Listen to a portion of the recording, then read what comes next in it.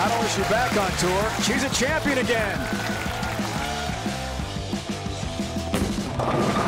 Yeah!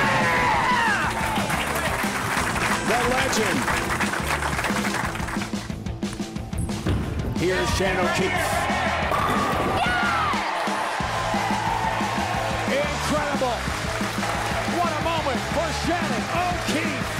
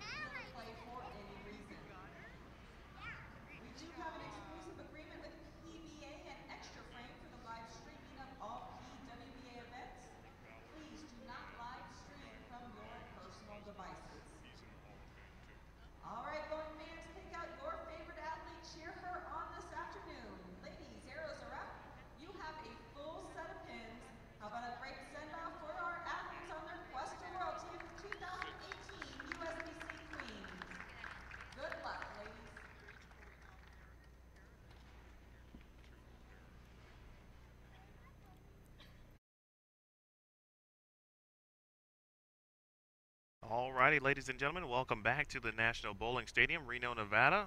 Oh, I see you already did it. Hello. This is Rocio Restrepo. Of course, you know that already, but Rocio will join us for this round of matches. We have one winner's bracket match. It is the 1-2 match to determine who will be the top seed for tomorrow's live TV finals at 5 p.m. Eastern. Also, two elimination matches, Sydney Brummett and Brandy Branca. Also, Liz Johnson taking on Josie Barnes. The winners of those matches will then advance to the final contenders match. 4 players, 3 spots available, where Amanda Fry and Stephanie Johnson await the winners of these respective matches. So, Ro, thank you for joining us. And thanks for having me. I know you had a kind of up and down experience this week, but what was your experience like with the Queens, of course, through qualifying and then obviously match play? To be honest, I feel like this was one of the best Queens I actually bowl.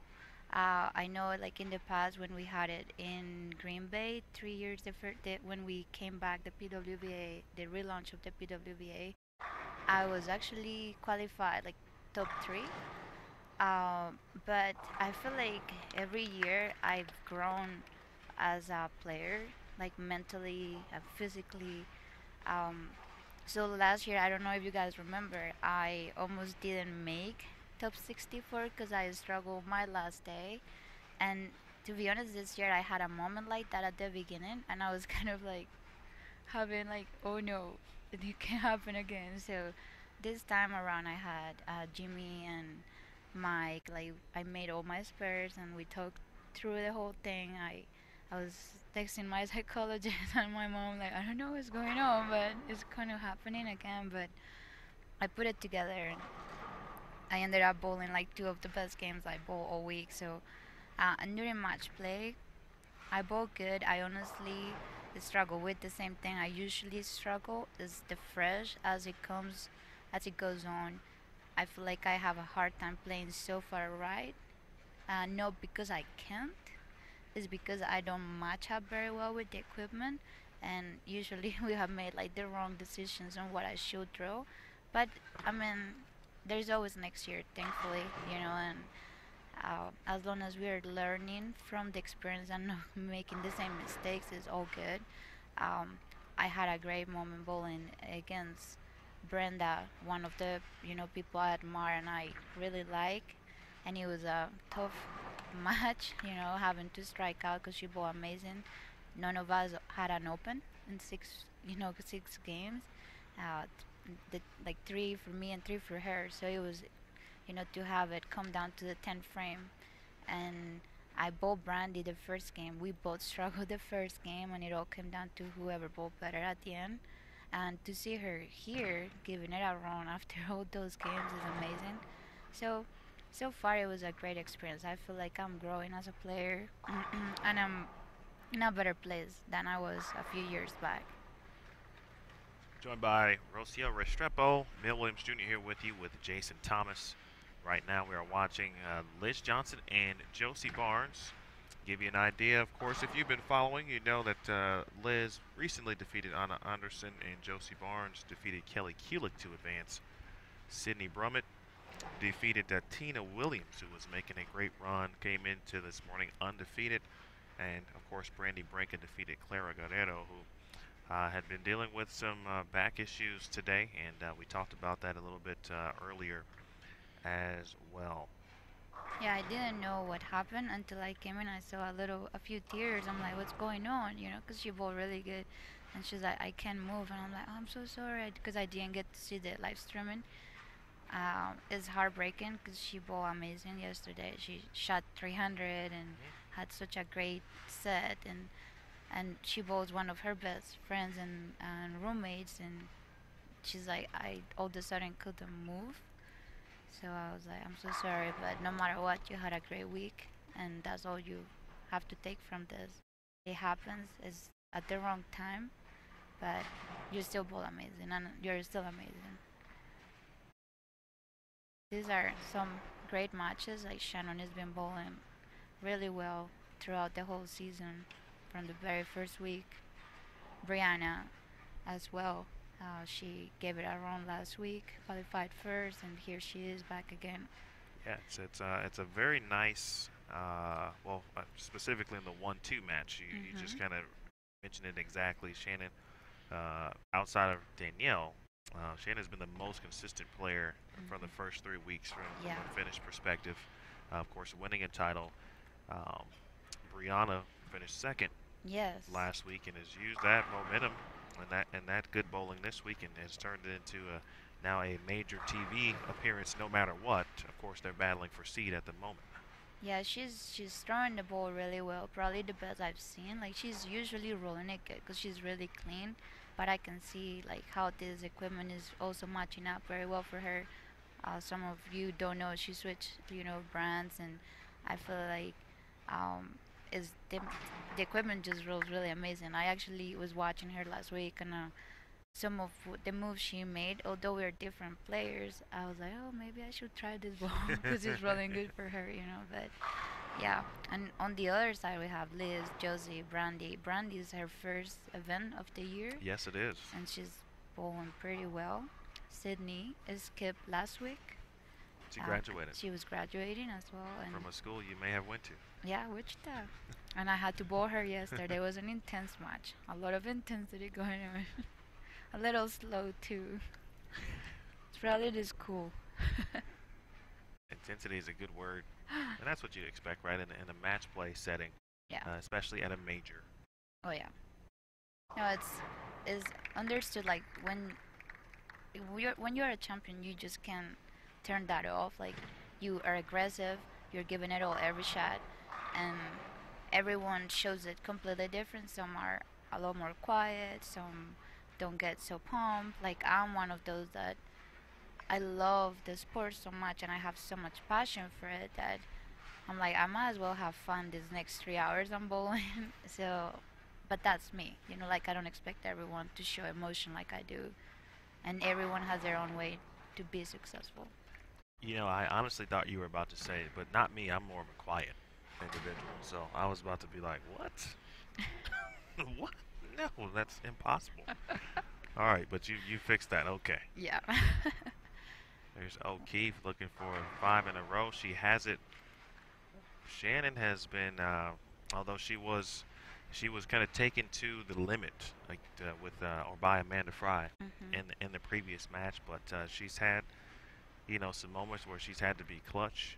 She's had some moments where she has dominated, and she's had some moments where if she needs it, she gets it, and shooting 299 essentially to win the match was just incredible bowling.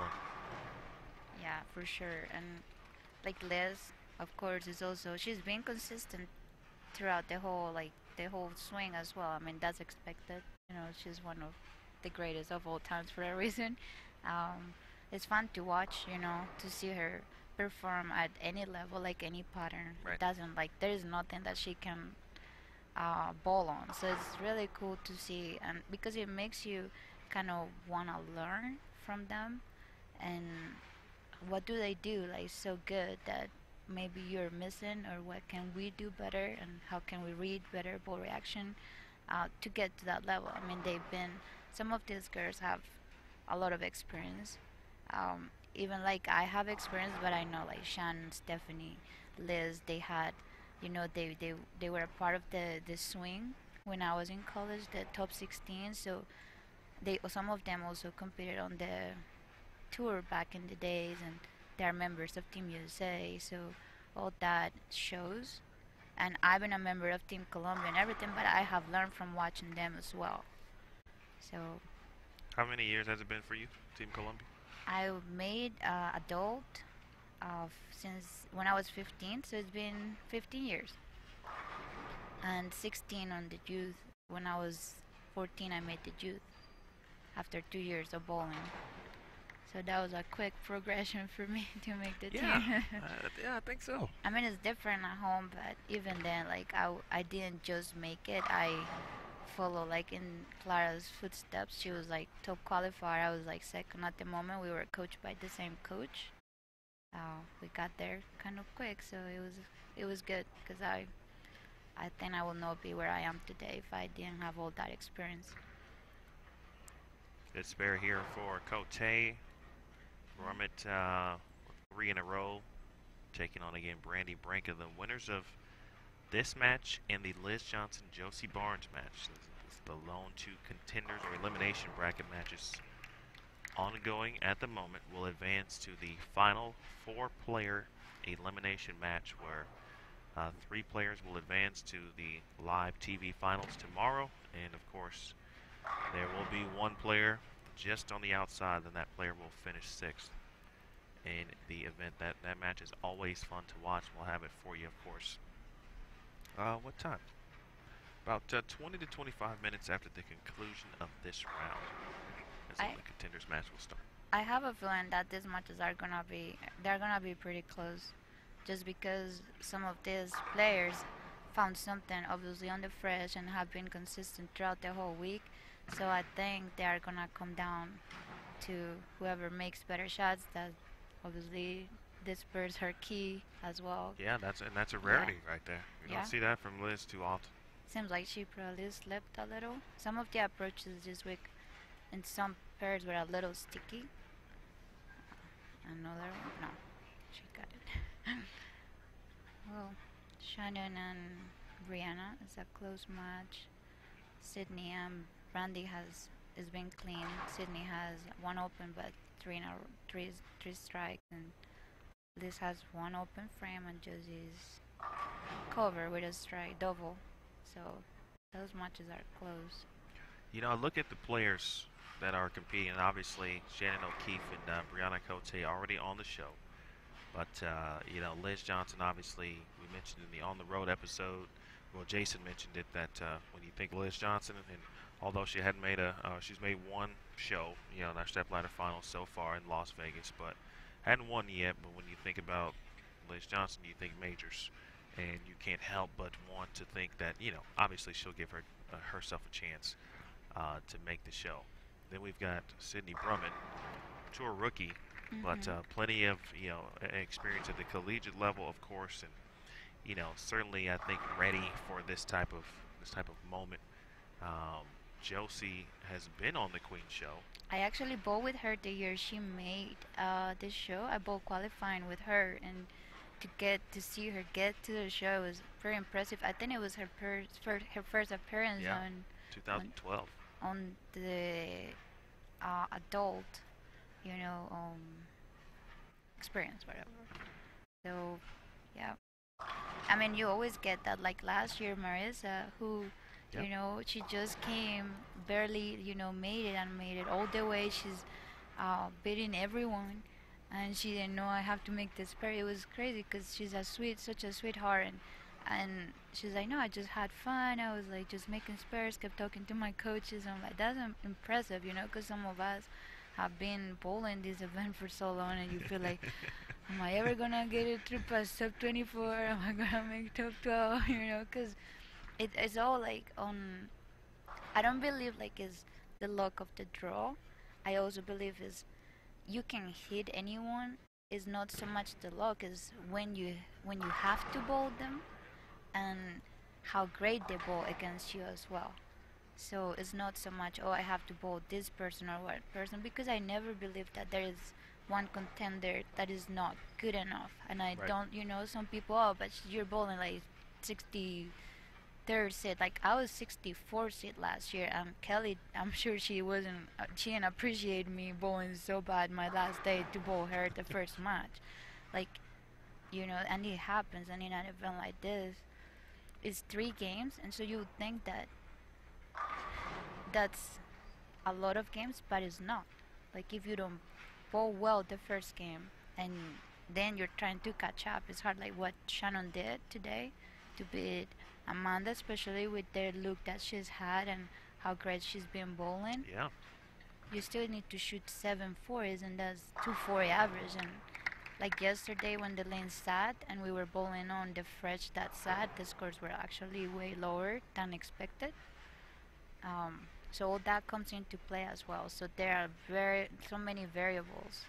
When you look at where some of the players are playing now, and this is a fresh pattern just re-oiled for this round.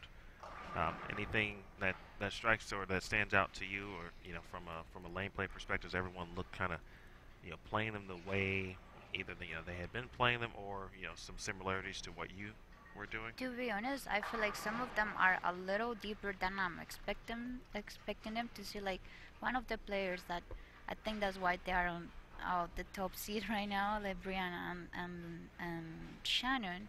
If you look at them, they're kind of playing a little farther right. I know Brianna that shot was a little in like of her target, of left of her target, but Shannon, I know she found something like a little swinging gutter, I will call it, and it's been so unique, and I think it plays to her game very well because she's very aggressive, and when she finds that, you are like, oh boy, it's gonna be hard to beat her There's been a lot of that because this it's week. really good, and she is not like she just stops doing it. She just keeps like making it happen, whatever ball she needs to use, and I mean she's an athlete. She's gonna find that, and I'm surprised to see how deep some of them are. But I'm not bowling right now. I don't know why they're playing a little deeper. Probably as they re-oil, the gutter doesn't play so great, so they find a little deeper spot, and it all depends on the surface that they are using as well. If you can play deep and have a good ball reaction, it's kind of an advantage. Because if you're playing someone a little straighter, they are gonna open up a spot for you. So you use that. Josie shoots 223 early going against Liz Johnson. Liz has been using that Sherlock, and she had a really good ball reaction with the idol as well, playing that. She's still playing to the right, like 7-8, like that shot. She always finds something unique as well out there. There's Shannon, who I don't recall, throwing this particular piece of equipment, at least throughout the day. I don't think she maybe threw it that much yesterday. We saw her a lot, but you never know when you get to a particular pair. Of course, you just mentioned, a couple times. The second time the pattern's been laid down today. And I feel like no matter what, the topography throughout the house is different. Like some of these pairs, I never got to bowl on the like the very high end of this house, because all my matches were where we bowl qualifying. But when these pairs over here actually hooked a little more than the low end, but the most hooking pairs were in the middle of the house, like 29, 30, 35. And some of the racks also come into play. Some of the racks were a little off on some lanes, so you kind of have to play to the rack as well. I actually made a mistake yesterday when I bowled Sydney. I picked to finish on the left lane, and when I made that decision, I threw my first shot and I'm like, why did I pick this lane? Like, this rack is not so great. And but I thought it was a hooking lane. I usually like to use the hooking lane. Right. But you live and learn, and it's something I'll keep in mind next time. Well, I mean, that's an interesting, observation, and one that you can, say, hey, I did, make a mistake essentially, in thinking about what I wanted to do, and then ultimately when you think about it again, it's like, well, if I could do it over, Mhm. I'd change it, but I can do it over next year you if can't. I show up. Nice Oh, spare. oh yeah. Nice job. 1-2-10. Wash out. It's big there early in that match to not only save the open in the 10th, but gives her an opportunity to potentially try something on the fill as well here, because Sid for the most part looks pretty lined up. Yeah, she's I don't know, a lot of players know that, or people know that Brianna and Sydney, they both throw 14 pounders, so they roll a little different. That's why I was a little confused yesterday bowling some of them, because some of the balls roll way different. They can use a stronger piece of equipment, and we pulled that one out as a 15 pounder. The the mechanics of the ball are not the same, so you can't really relate. But it works very well for them, obviously. And I think in some of these patterns where they hook a little sooner, like especially for me, I have to use some of our weaker equipment, like IQs, as they get flatter and flatter. And I'm like, oh, I wish I could use a Sherlock. I wish I could use, something a little stronger, because the technology is there on those pieces of equipment. But we've been working on talking about that, and the reps are helping me, do the best they can to get me there, and understanding, my game. Because sometimes I feel like you you people might think I like friction because I like to throw firm, but I actually like oil. So, because I like to keep my angles in front of me. So it's interesting. Although I swing it, I'm not trying to swing it. So they learn, and it's good, to know that we're growing every week. So Liz, this match started with an open. She's -3, and Josie has a strike and it's +23. When you watch Sydney Rocio, like what do you see? What do you see that makes her already a great player, or a very good player that could be a great player at the end of her career, or even in a couple years for that matter? So I've seen Sydney grow, because I've known her before she even went to Wichita. Really? Yes, her dad was always really nice when he saw me in regionals, and I didn't know she was going to Wichita, and then she went to Wichita. She already rolls the ball really clean. Um, she she has that soft speed, nothing like really jerky, and every year is better. Like she comes out of the ball really good, and is stable at the foul line, and she's aggressive. Obviously, she's been growing as a player with Team USA. Youth, now she's adult, if I'm not Yep, mistaken. this is her second year as an So adult team member. all that, helps you every year. I know she, works hard at her game. She works with Coach L and Coach V in Wichita. So she will be, a star on the tour. I mean, she's already a star on Team USA, so I don't know. I wouldn't be surprised if she does it, sooner. There is a lot of talent out here. We'll see them compete in the next few weeks as well. There were a lot of the girls from um, the McHenry program. Yep, McKendree, Arkansas State, Yes. with the Richard sisters, Yeah. Stephanie Schwartz. Like I haven't been a lot in like college, involved in college, but some of those girls throw it really well. All right, we are through game one in each match. Again, Emil Williams Jr. with Rocio Restrepo and Jason Thomas. Shannon O'Keefe up ahead 17 after one game. Over Brianna Cote. Again, that battle is for the top seed on the show. So after that match is all said and done, Some will be the top seed, of course, and the other will be the number 2 seed and a 4-pin, as we see from Sydney Brummett. And Sid out to a very nice lead, 66 pins right now. So Brandy Branca will has her work cut out for her in this match versus Sydney Brummett. And in our other match, Josie Barnes is a 26 pin advantage over Liz Johnson. And as you mentioned, Liz has started open, and Josie now with the front 3 here as we get going in game number 2. Hold on, Sid. An early open now for Sydney Brummett. Now over to Liz Johnson. And Liz, I don't know what she left when she left that open spur, but she's missed 2 spurs this match, which is very unusual for Liz to do.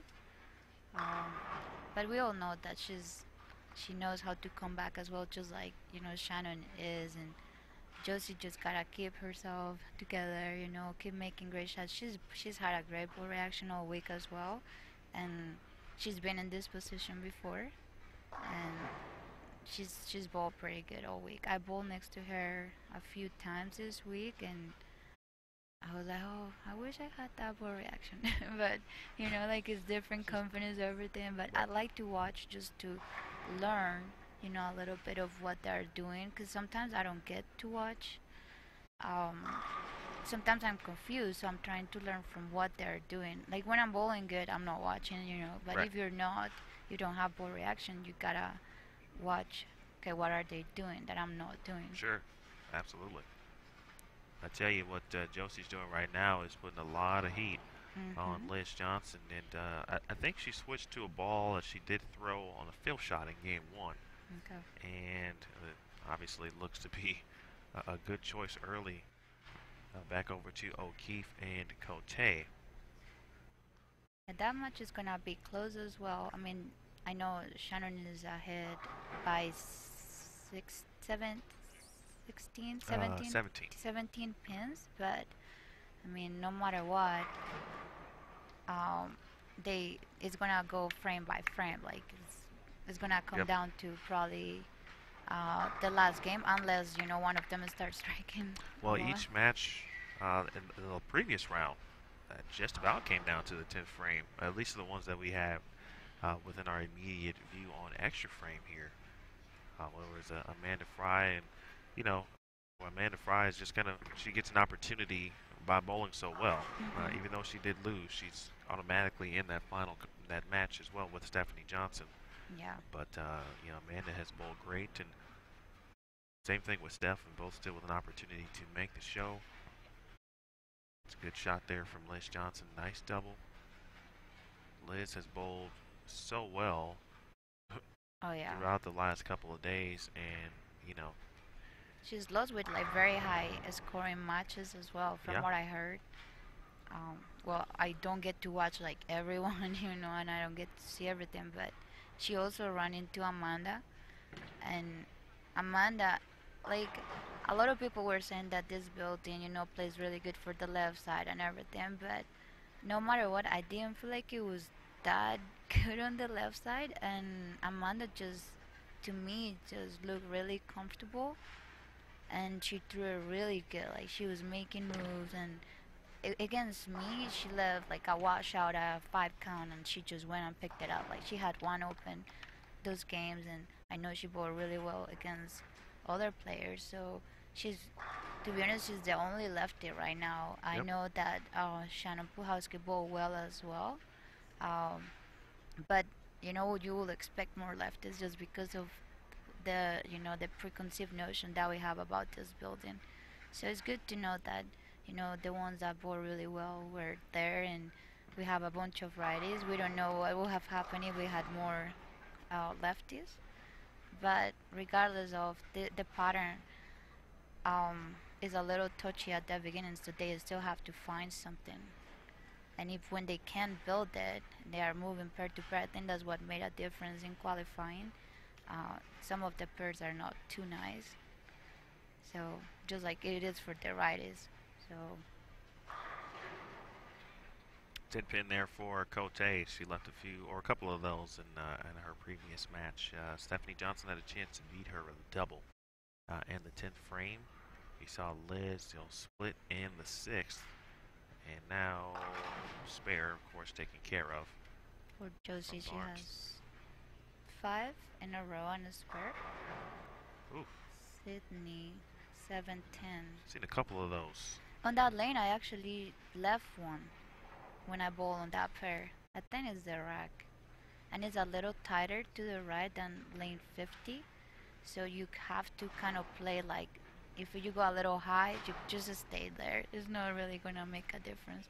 Like that pair, I think I bowled a match there. I didn't really actually move on 49 as much. I tried to keep my angle a little shut down just because of the rack. But I am the player that plays racks because of What does how that I mean? like. Explain from the viewer's perspective. So when I was in college, I remember Coach Shell always, he will look at the rack and he will see like who the anchor was and the angle they were playing.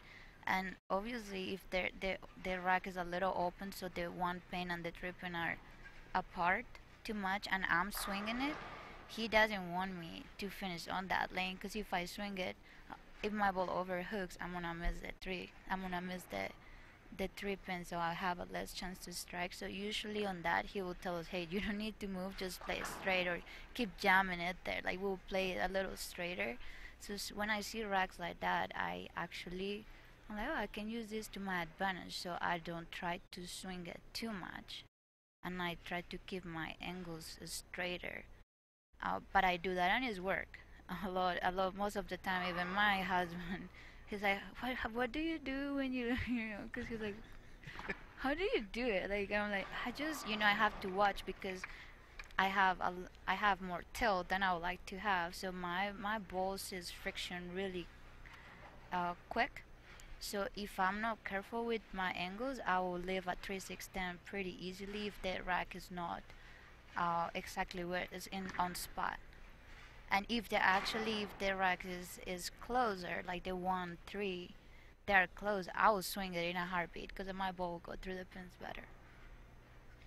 I like that. That's good info. Stuff that I'll probably pay attention to now that when I see certain changes within your game in a particular game or match or whatever it may be.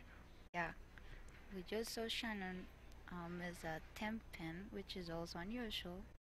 I'm sure she will recover from that too. Brianna still hitting the pocket, strike double, spare double spare, and Brandy and Sydney's match is getting a little closer now. Indeed it is. Nice break there for Liz.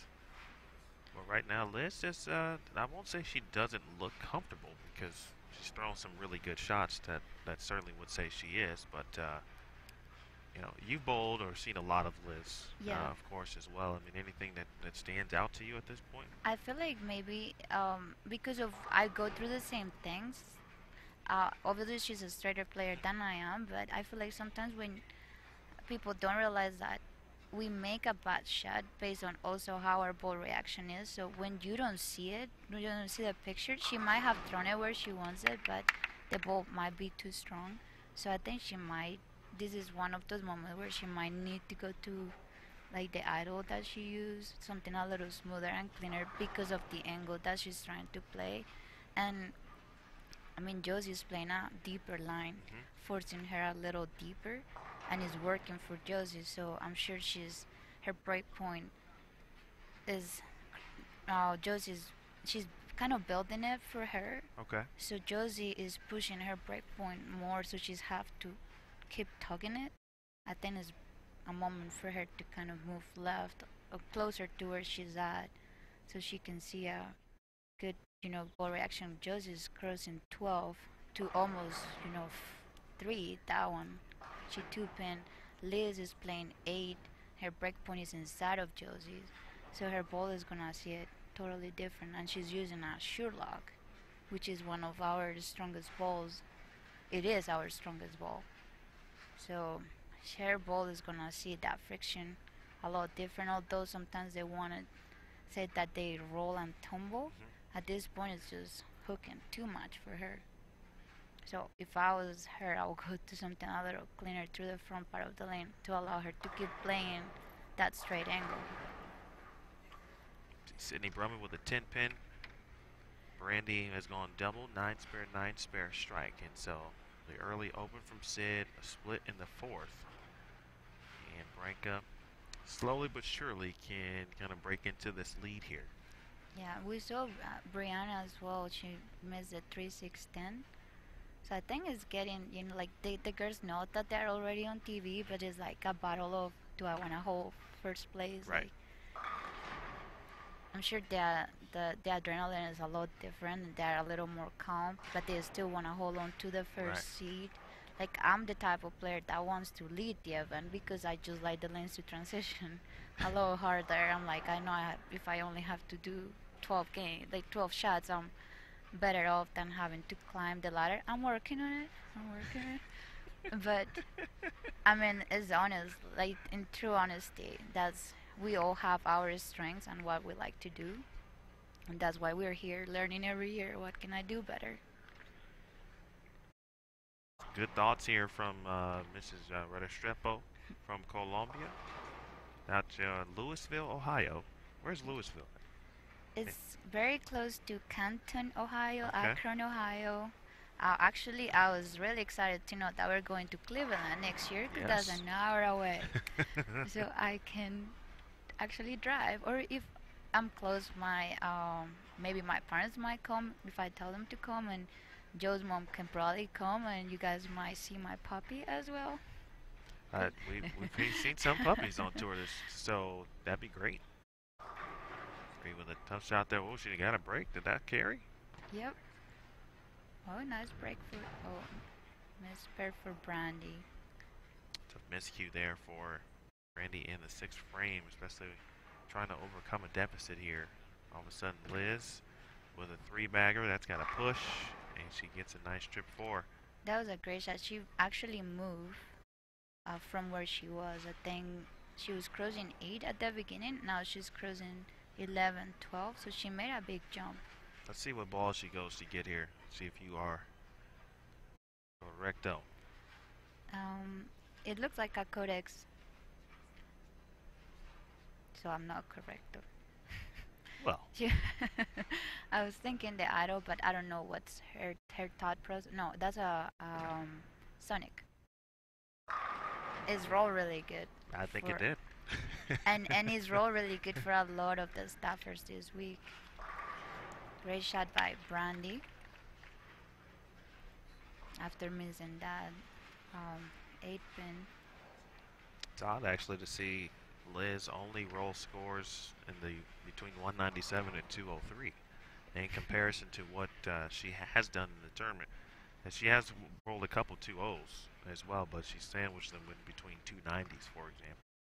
Here's Josie. Looks like she missed it a little at the bottom. And only 2-8, which is good. You know, like if your bad shots are, you leave something makeable like that, is a good thing. Because I did that yesterday and I struck. I was like, okay, I'll take that. Yeah. But obviously she's playing the right line and doing, you know, what suits her well for her game. She's very clean at the bottom. Very versatile as well with her speed. She can speed up. She can slow down. Like I've seen her, very versatile player. Sydney just struck and Brandy struck on the 7th. I think she's up right now. Shannon O'Keefe, his first strike the last 3 frames. Brianna open on the 8th. Wow. Good shot for Sydney. She now doubles. Heck of a shot there. Where we stand with O'Keefe, as Ro mentioned, the open in the 8th for Bree. And now O'Keefe has shot in the 9th. Nice Great double. shot. See if we see any field shot opportunities from a equipment change perspective from Josie. That looked like she's throwing the right ball from all estimations. I don't think she switched. Maybe a subtle move, maybe? Did she maybe move her feet a couple? Right? I think she probably might have moved and just bring her break point a little in, because she was getting a little, like what we call wild, little too far right. and the lanes have transitioned enough to where the oil is already pushed down the lane, so the pattern seems a little tighter. So it's good to move a little left and use that hole that you already built in. At the beginning they're a little crispy, so it's hard to play there. But she's doing the right thing. Um, Liz is even. Josie is plus 58. It's still a chance, for Liz if she bowls well, and Josie still has to bowl great. Brandy double cover her mispaired there. Brianna struck on the 9. That's a close match, like we said. Great shot for Brandy. Good shot there, and able to get past that open frame. Miss single pin in the 6th. Got to give Brandy a lot of credit. No, she's been practicing certainly, but she hasn't bowled an event. This is her first event, like you mentioned, and so sometimes we're not there. So I would ask you, but does the first couple events kind of help you get or develop some type of rhythm until you get to a major event? Or I know it's different for every player, obviously, but to me, I don't think it's like that, because I actually, as you keep bowling, your body wears down a little more, and it all depends. Like before I came out on tour this year, I actually, a lot of people don't know this, but I took a month off after Worlds. I needed it because I've never had like 2 weeks off in my whole entire career. We're talking 15 years of bowling, and I never took off. So it was a time for me to do it because my body was feeling it. And then when I came back to bowl, it was very tough getting back into bowling because my grip changed. Like my hands were very small and my fingers really hurt. I'm actually struggling with my ring finger. My middle finger hurts if I dig in like I used to. So we're figuring out some things, maybe once the season, when we have that month off, to change a few things, pitch it under a little bit, just because I can't be as aggressive as I want to, because it just really pinches and hurts. But overall, it depends. Like if you are the type of player that needs to see like ball reaction and get to know your equipment and all this, like for me, the first few stops were like learning my equipment a little bit because I just didn't bowl much at all. So I'm feeling a lot more comfortable and getting back into like that mental game and staying aggressive. But if you have been competing and you haven't bowled like 3 events, is it still okay because you were bowling? So I think that's the case for Brandy. She went and bowled the men's national. She was bowling a lot of events, so I think she's okay. We've seen some bad breaks while I was talking. You got that right. Shannon. 8 pin for Shannon. Seen it through really good, really well on that 10 frame, rank 10. I think she switched balls to the phase 2. Which 192, Sydney. Okay. Yeah, she was using the Daredevil Danger, and she switched to the phase 2.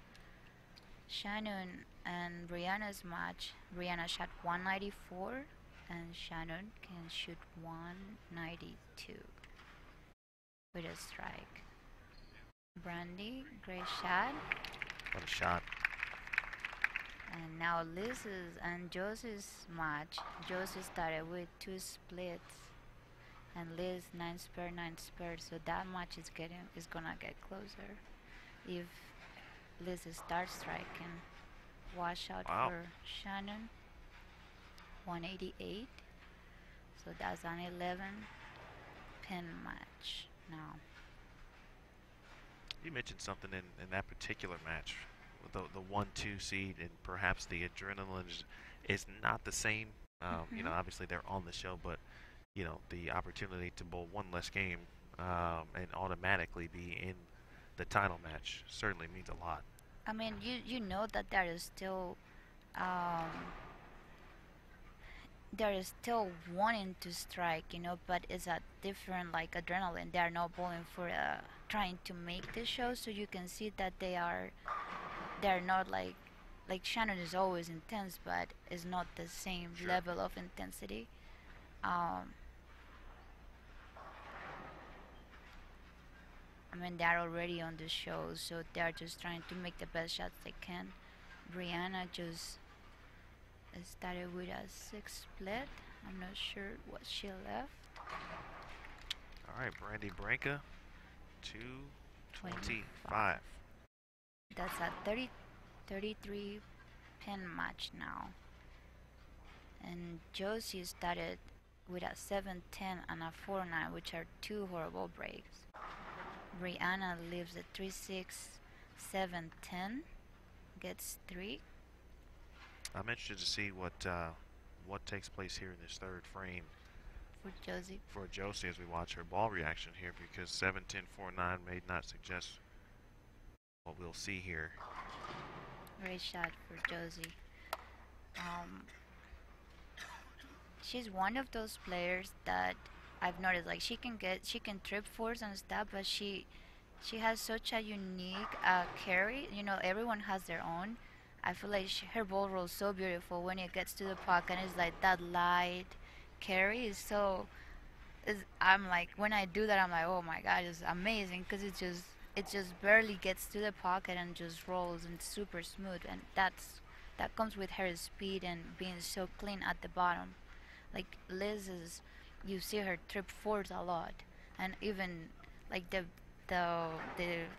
splits, she breaks those off. So that's unique on each player. And I'm actually one of those players that likes to see how can I get to the pocket. Do I need to be lighter? Do I strike when I go light, or do I need to go higher this week?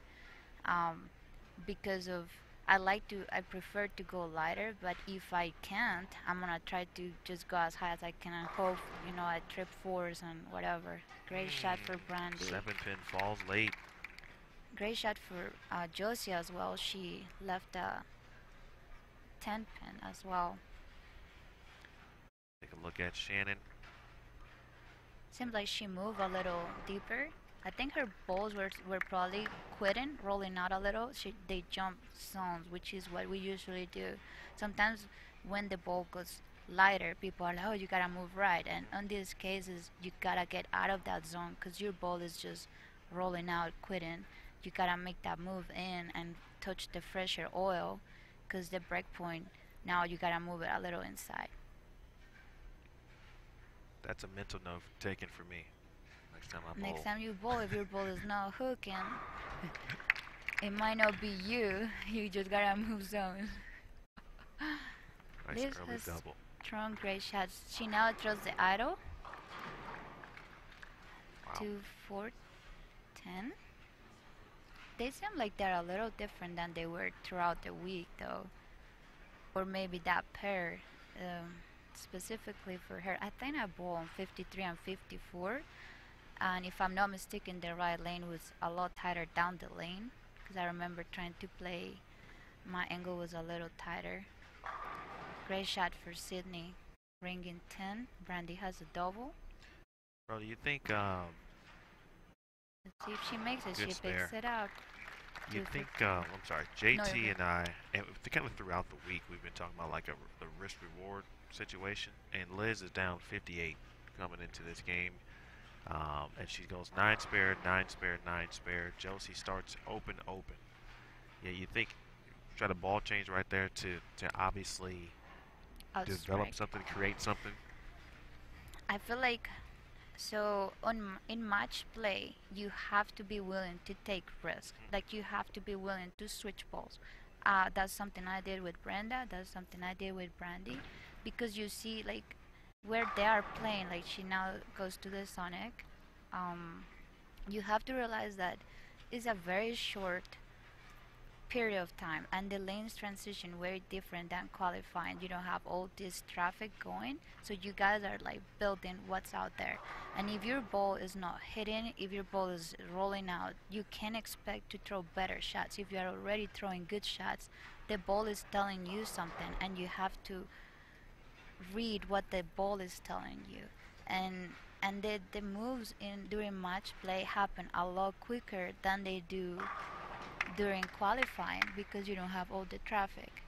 So that's something that we keep in mind. Like when I bowled Brandy yesterday, I started with my phase 2, picked the wrong phase 2 to start, then switched to the right one, got really good shots out of it, and I noticed that she was gonna make a move deeper than me with a weaker ball. I think, because I'm not really familiar with their equipment, but I said, well, my ball is kind of slowing down too much. I'm gonna switch balls, and I feel like I'm placing the ball, trying to create ball reaction. I'm switching to my IQ tour, and that allowed me to stay out of trouble. This is what a lot of the players do. Like, you have to be willing to take that risk, and you haven't won until you make it there. There You it know, is. so I like that. so you have to be, and I think that's my mentality this year. Because sometimes I try to play it safe. I'm like, a champion doesn't play it safe. You have to be willing to take risks. You have to bowl fearless. Yeah, bowl fearless. Exactly. So, an update. Liz has 4 spares right now on a strike. Josie has 2 open, like we mentioned. A strike, a spare, double. Liz with a double. Get out of there, 10. That's a big double. She went back, and I didn't see the ball, but I know she grabbed something off the rack and went to the bag to drop something in. I'm guessing might have been the idol she was putting back in the bag. Brianna's and Shannon is also a close match. She opened the first shot, has thrown 2 great shots. I think she switched. Yeah, she switched to the Hypercell Fuse. Great shot for her. It's 11-pin match there. Again, that's the battle for the 1 seed. Brandy Branca, just a 2-pin. It seems like that one was a little to the right of her target. She usually, like, she can swing it, but she's better off when she plays that, like, tighter line. Her ball hits really hard when she does that. Liz with a 3-bagger right now. So all close matches here. I think it's all gonna come down to 9/10 frame. Liz can shoot 255 max. Of course, that would get her to 655. Stay. Oh, she missed the 2-pin. A couple of errant miscues on single pins for Brandy here in this match, and she trails by 33. It was a little left of her target on the spare. Josie missed in a little. Leaves the 3-6-10. Sydney picked up the 2-7 on that split on the 3rd frame. Shannon, I think, is struggling a little bit with pin carry. She has a nice spare strike, Great shot for Sydney. Leaves a 10-pin.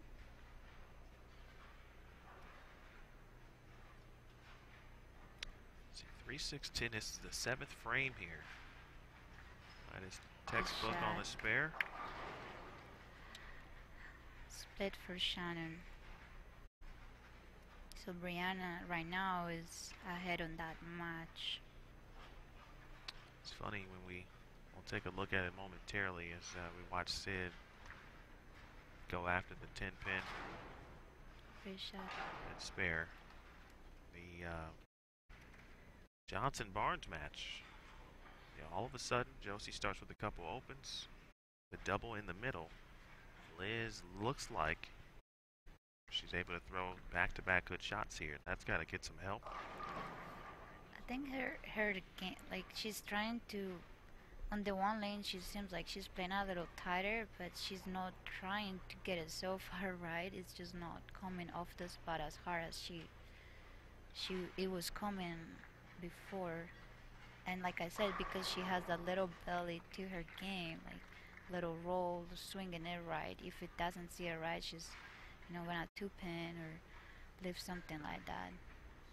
And I mean, 2 hard, like, bad breaks, a 7-10 and a 4-9. Like, what are the odds? So. And right now, she's kind of pacing 180-ish, which Liz can max out at 250. Yep. So at this point, 240 above. Again, if Josie continues on the 180 pace, 240 would be enough for Liz to come back and win this match. If Josie can, obviously double, get to like 2 over 190. Sydney makes a bold change to the Codex, strikes. So that's still close as well. Rihanna is up now on the approach. Shot for Liz. Wow. Great shot. And to be honest, Uh-oh. a player like Liz, you don't want to give her a chance. Because, you know, I mean, you open the door, and I think Shannon talked about it when she won last year.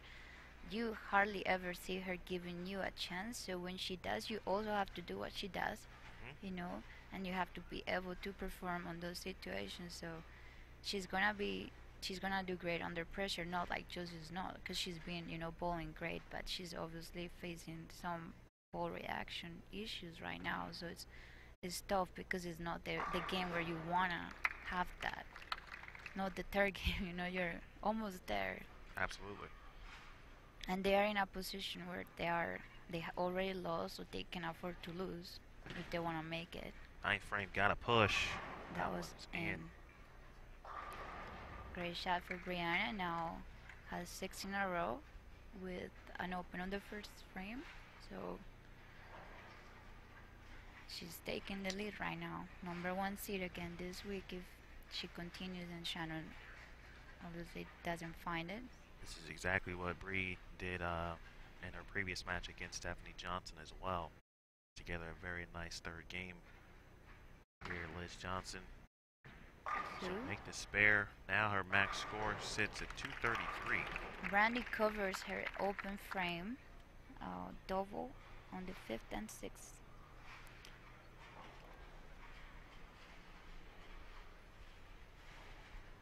So Josie still now in control. Yes. She keep it clean here, she'll be A-OK. And she'll be moving on. Good Big shot. Great shot for Josie. Great shot for Sydney. Shannon's up. Great shot. She gets that light carry. She's there. They've thrown the ball really well. I feel like, you know, they make them transition. How many reels we've had already, so the pattern gets just different every round, depending on how much surface you use. So it's not the same as what we started bowling on, for sure. Now Barnes, by my math, just needs a mark here. Okay. In the 10th frame, any open, and that would allow Liz Johnson to potentially have a chance. 9 out here. Josie would finish with 630. Good shot. Okay. Looks unmakeable. All right. We hear the refs telling them, roll it over. Come on, you got that. She can shoot 180, 84? 184. 83? Sydney just 7th, and we missed that. So that match is still pretty close. Like 2 in here in just a second. Again on 49. How many 7-10s did you see on that pair? Because I know when I bowl, Amanda and I both left one back to back. Hold on. Josie Hold on. missed Hold this on. pair. Hold on. Hold on. Now, as I mentioned, let me just correct or check it again. 630. 2 strikes and 8. Thank you. Sorry. 2 strikes and myself. 8. Oh. 630 is the total for Jose. Great shot for Brandy. Great shot. Wow.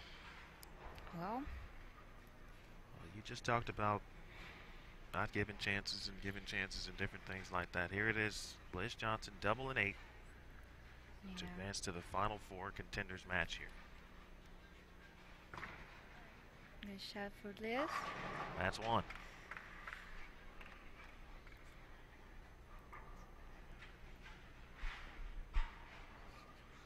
Wow. Yeah, I mean, I mean, jeez, Louise.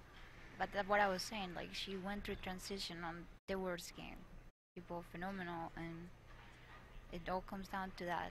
And I mean, like I said, Liz is, you know, Hall of Famer for a reason. So 2 pin for Brandy on the 8th frame. Brianna has she left a 5 pin on the 9th. All right, Liz Johnson already with 1. Needs another. Second in the 10th. Oh wow, great shot. 3-time player of the year right there. Reigning. I'm nervous. And, I'm like shaking a little bit. It happens. You know, the palms get a little sweaty when you're up here. You know, Yeah. there's nothing we can do. We're just watching. No, and to be honest, like, I mean, you know, Josie is not over yet.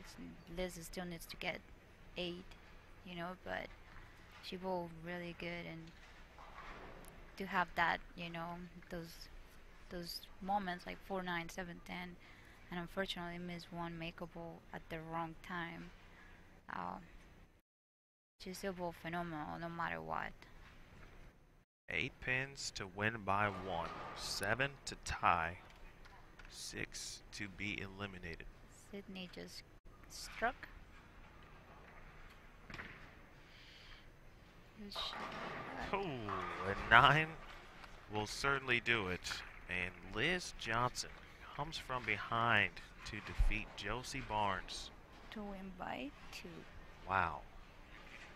That's why you can ever give up. You feel for Josie in that situation. I do feel, and I think that's, you know, sometimes we forget that we're still young. Like, I mean, Josie is younger than me, and sometimes you make, you know, some mistakes. You maybe didn't take enough time. Maybe, you know, you didn't project it where you wanted, or you just, you know, you weren't there, fully there. You like I was talking to the psychologist this week, you threw one of those, well, I don't know how I feel, but I'll go anyways. And sometimes in those situations, you really need to take your time and make sure that it feels right. We've seen a lot of like mismakeables this round, and they have been, I'll tell you honestly, throughout match play, but certainly today, a little bit of last night, a lot of mismakeable spares. great shot by Shannon as well on that 10th frame. Seems like she's gonna be number 2 seed, and Brianna is gonna No, with it's a not. mark. Yeah, it's not settled yet. Yeah, she needs a mark. Brandy, great shot, 7 pin.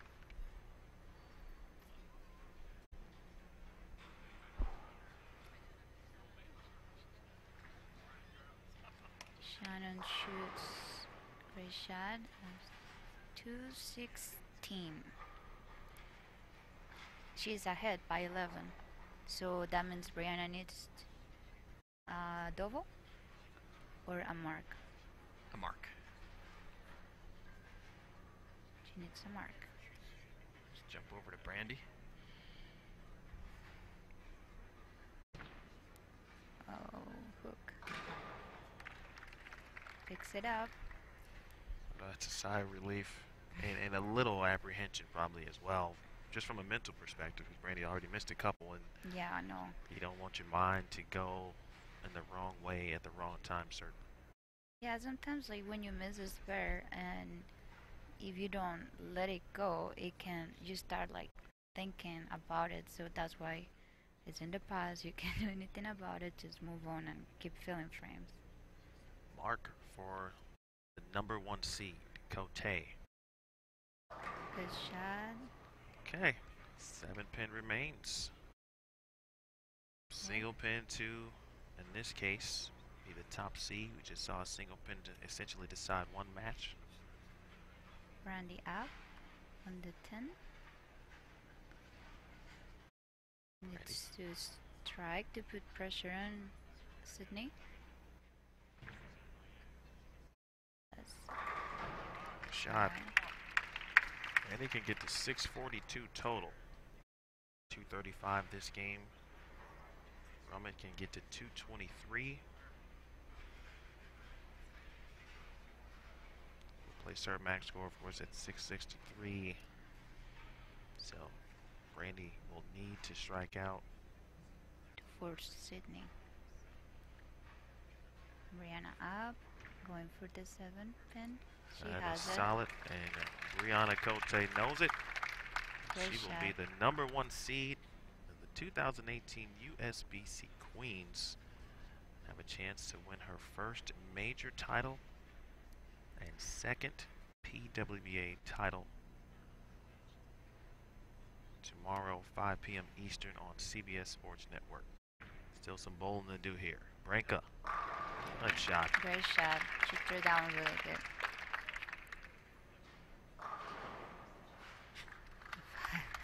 Well, it's just always weird when you see 5. You just Oh, she just it always needs to gives fill about up weird for it. numbers. So, well, Alright. she wins by 4. Oh boy.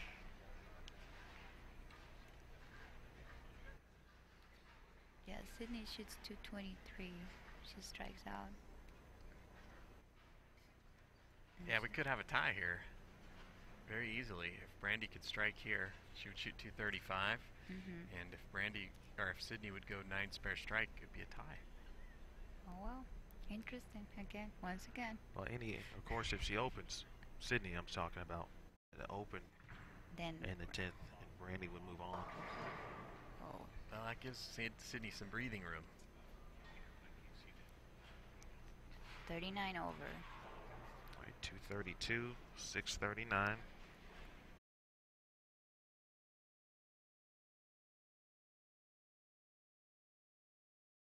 And now a mark. Sydney goes 9 out here. She would finish with 630. Mark.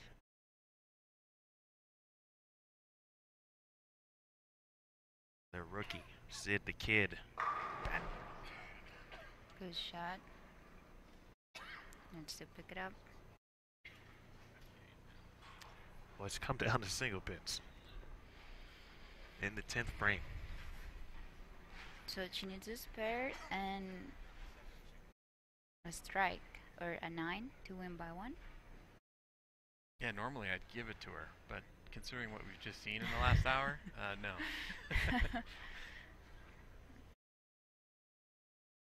Must have.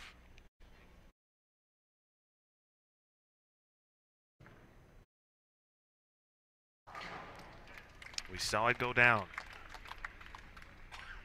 Yeah, she just needs 8. 8 wins by Just 1. needs 8. Ha ha ha. Did you watch Karen Marcano's match with Shannon O'Keefe? Well, I'm hoping, sometimes the players are not aware. That's why, like on the match against Brenda, I didn't know what the count was, but I'm like, you gotta strike out, and Well, she missed that 610 and gave you that opening, and which I didn't know at the time, but I knew that no matter what, if I wanted to put myself in good position, I needed to strike out. All right, Brummett. As Rowe put it simply, he needs 8 pins. 8. 7, she's eliminated. Strikes. Extra love on the 10 for good measure, and Sydney Brummett will advance to the Final 4 contenders match. She will join Liz Johnson, Amanda Fry, and Stephanie Johnson. Well, that was a very interesting situation on all those matches. For our CBS Sports Network television finals from O'Fallon, Illinois, put your hands together for Shannon O'Keefe.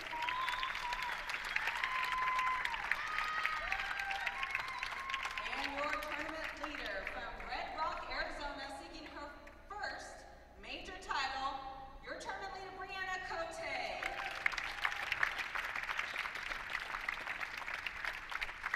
Coming up next, we will see 4 contenders who will remain All right. on their How about that? Class 2 royalty. That was fun to watch. I mean, I told you it will come down to the 10th frame, and because of at this level in the competition, everyone is both reaction is closer. That's why they made it so far.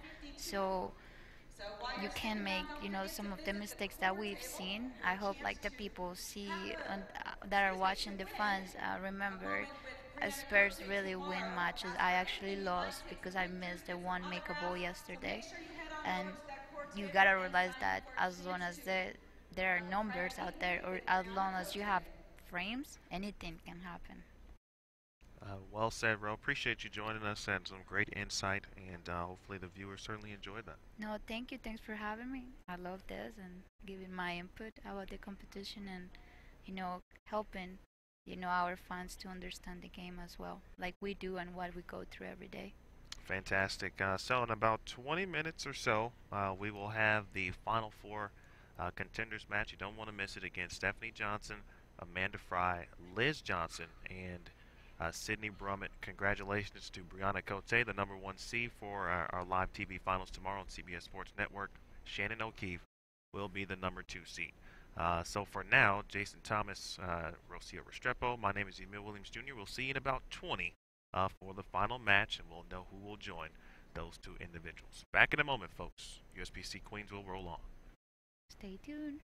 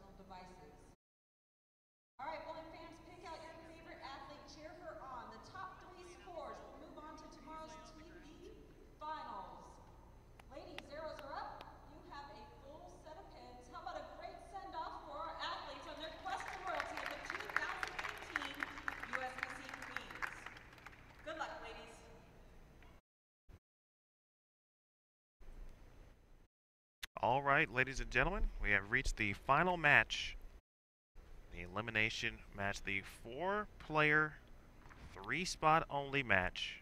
Mill Williams Jr. joined by the 2017 champion, Diana Zavyalova. Hi. Gives a nice wave, great smile, as if she was born to do this.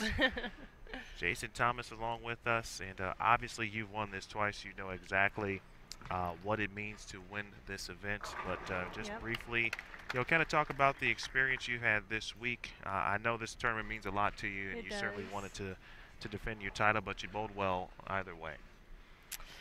I'm a little bit disappointed, obviously, because as a defending champion, you want to win this again, and it is a lot of pressure. It really is, because I've won this tournament twice in such a short time.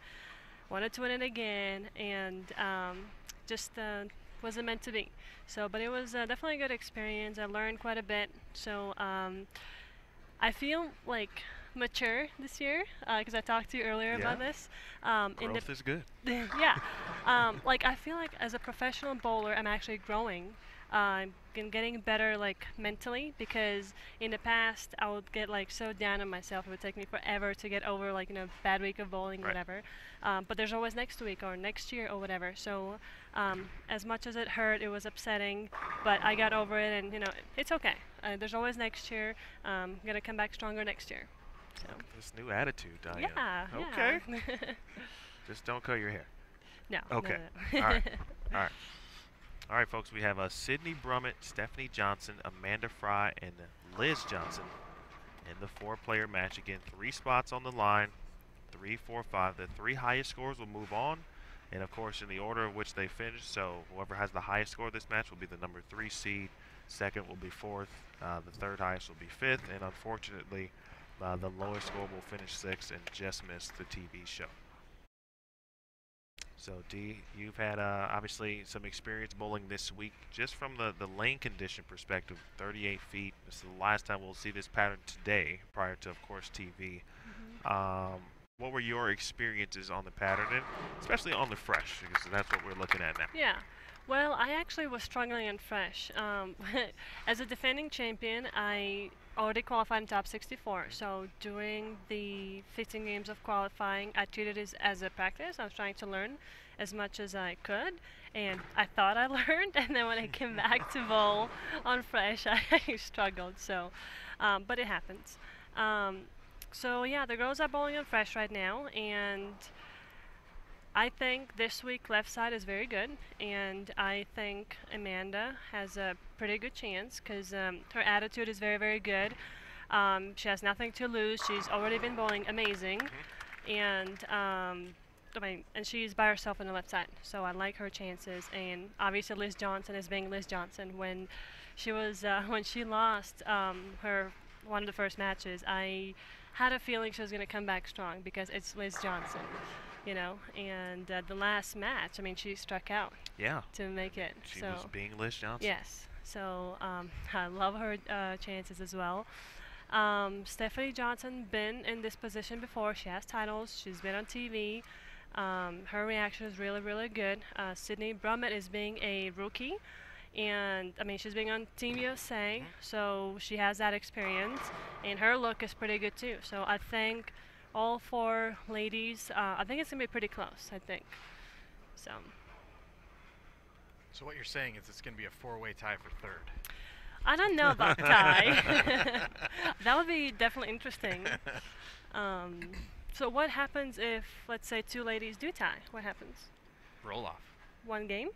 I believe it is. Is it? Okay. Because we actually had quite a bit. Yeah, we had one for the 64 seed. Yeah. And then last week I had a tie with Liz Johnson, and she was being Liz Johnson, and she beat me. But yeah. But I think it's gonna be fairly high scoring, I believe. So I mean, they already started really well, and they all have really good looks. Stephanie was pretty lined up in the match that she did lose to Brianna Cote. She lost 683 to 698. And that was this morning in the winners bracket, of course. And because she was so far along in the bracket, that loss kind of automatically seeded her in this match. And so that was the advantage, if you will, in that double elimination scenario. When you lose may in some cases, be beneficial, so she didn't at least have to bowl previous matches such as Sydney Brummett or Liz Johnson. As I look that up, you'll see Amanda Fry. She is the only player to beat Liz Johnson, and ironically, here they are in this match. Again, yep. Amanda has been bowling really amazing this week. She beat some, oh my God. She beat Liz Johnson, Rocio, Kelly, yeah. So she's on a run, and I talked to her before this match, and she has a lot of confidence. Like I said, she has nothing to lose, so I think she's gonna do really well these games. She had Shannon O'Keefe on the ropes too, and Shannon shot 299 the last game to beat her. Yeah, because she was up. Yeah, she was up by 40. Mm-hmm.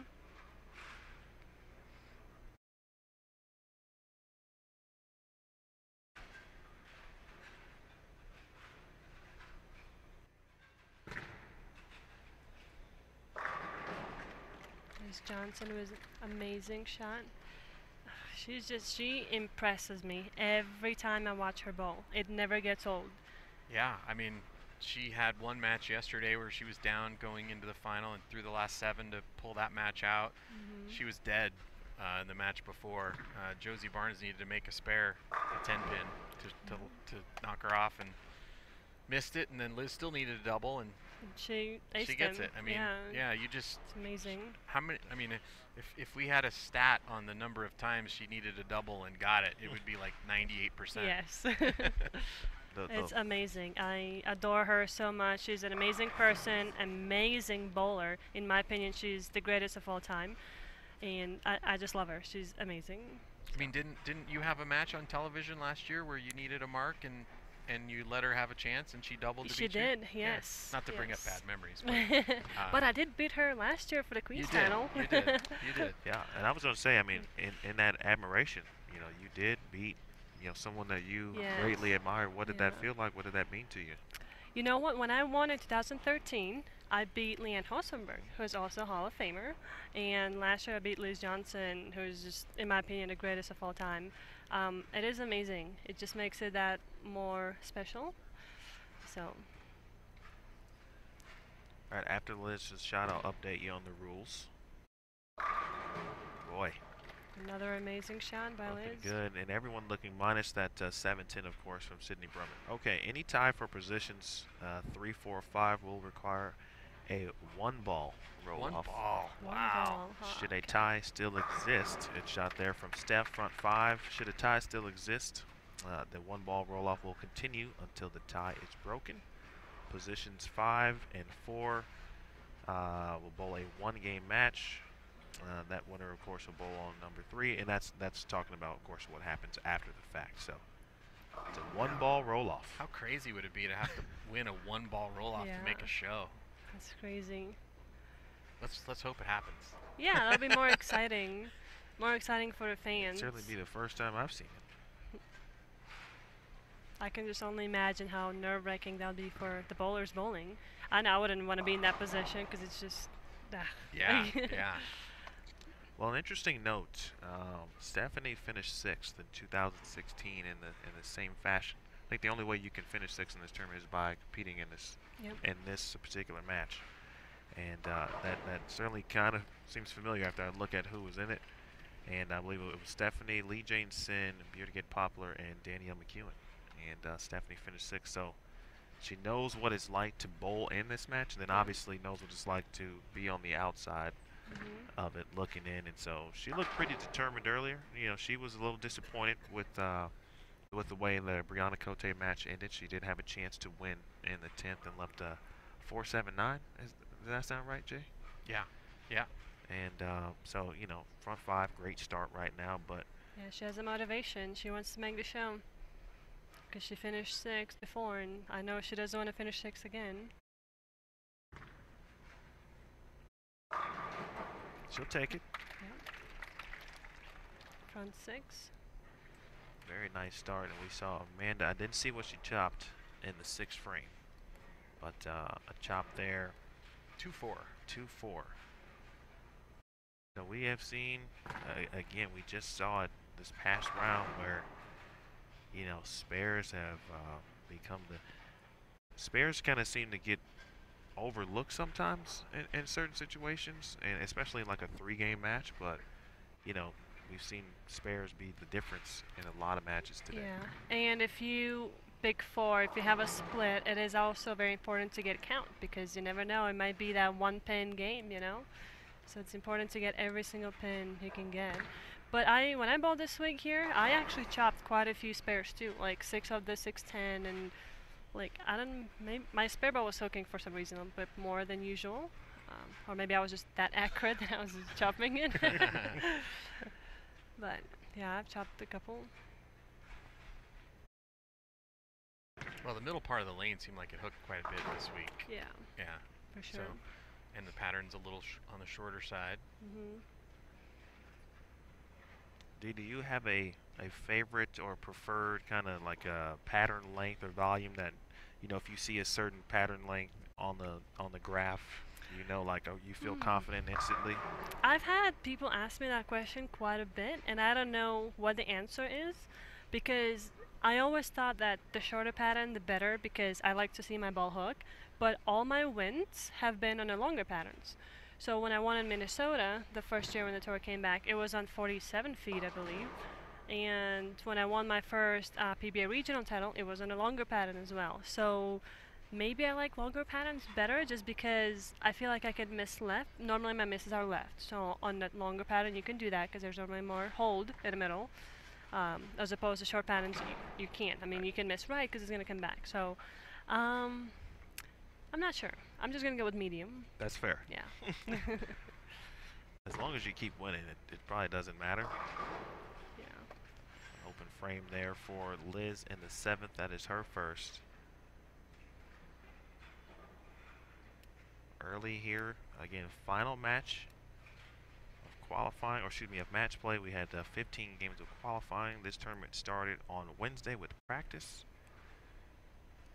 And our media day, of course, that seemed like an eternity ago at this point.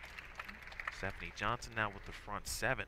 And a fist bump. She's determined. She wants to be the number 3 seed. I don't think there's any doubt she wants to be on this show, of course. She's had that look in her eye throughout. Talked about what happened in 2016. How about the tour rookie, though? Sid the Kid giving herself an opportunity to make the show here. Her first major, or could be her first major TV appearance, first TV appearance as a professional. It happens to be a major. That's kind of what happened to me in 2013. My first TV appearance, well, professional TV appearance was a major. So. Was that after or before? Had to be after your dominant performance on the intercollegiate singles. That was before. That was because before. I was still in college when I won the Queens, and my following year, that's when it was my last tournament for Weber International, and shot 289, 290 on TV. That was really awesome. It's a cool 289.5. Yeah, that's pretty awesome. Yeah. So it was amazing because I dedicated that win to my team, Weber International, because we wanted to win the national championships that year, but we didn't. And it was my very, very last tournament bowling for Weber. So it was really, really nice to bowl so well and raise a trophy for them. Stephanie Johnson working on the 8th strike.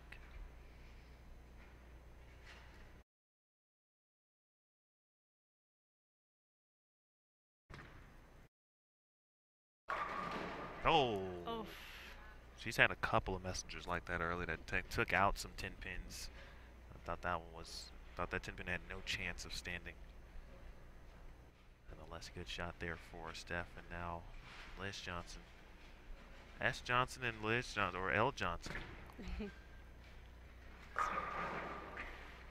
pin for Liz as well. Liz got out to the great start. And might be a little bit early, but she went through some trouble in her previous match against Josie Barnes and went through a couple balls late. You know, what are some of the early signs that you perhaps as we watch and then maybe equate it to your own experience this week when you needed to make a ball change or make some change, whether it be, you know, feet, target, whatever it may be? What were some of the indicators for you this week? Well, normally I don't ball change very often because I want to. I think that I'm fairly versatile, so I can change the ball speed and ball rotation and whatever. So I try to make the ball work till it really doesn't work. Then I will change bowling balls. But you know, when you're starting to strike early and then, like let's say Liz Johnson just went spare, open spare, I mean, it's very hard to change balls because you're already had from 5. So, not sure.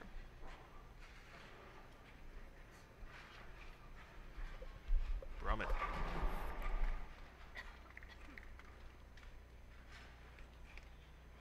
Good shot there for Sid in the 9th. Sid had to mark in the 10th to defeat Brandy Branca in her previous match.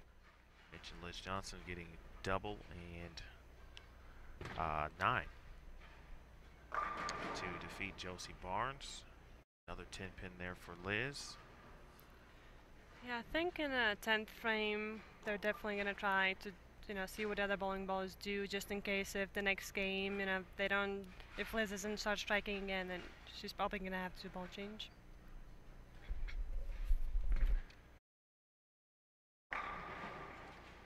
Well, weak 10 there for Steph.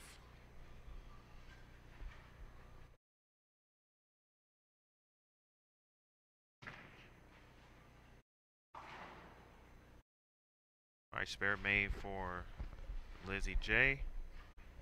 Lizzie J, that is cute. How are you feeling, by the way? I know you've been a little bit under the weather this week. Yeah, I'm feeling better.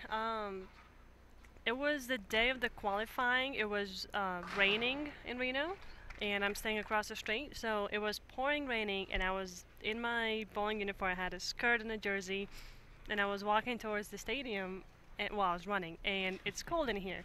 So I think I caught cold, and so I bought some medicine, and I think I was high on Dayquil because I drank like half a bottle of it, trying to feel better. But I'm definitely feeling much better now. Good. Glad to hear. All right, already into the 10th frame. Brummett with the 2-8 to deal with. This is Amanda Fry. Good shot in the 9th. Can she double up? And a 7-pin.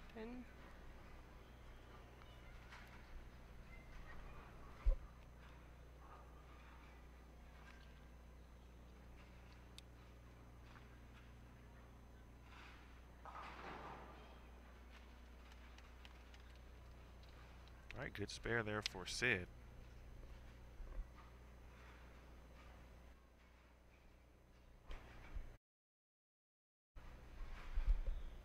This certainly has the makings as we begin to be pretty close throughout. Well, we know the second game could present, you know, an opportunity for someone to either make an extreme move and kind of separate themselves, but you always see in this type of format and in this match, we know, whatever happens in the first game, doesn't have any, it cannot have any indictments on what the final match and what the total scores will be. Yeah, Amanda Fry is a good example because she was leading against Shannon O'Keefe going into the third game. Shannon shot 299. Yep. So you never know. 192 for Brummett to start. A shot on the fill, a different piece of equipment for Amanda. She too, or in the 190s, she shoots a 195. So it'll be Stephanie out in front after one game.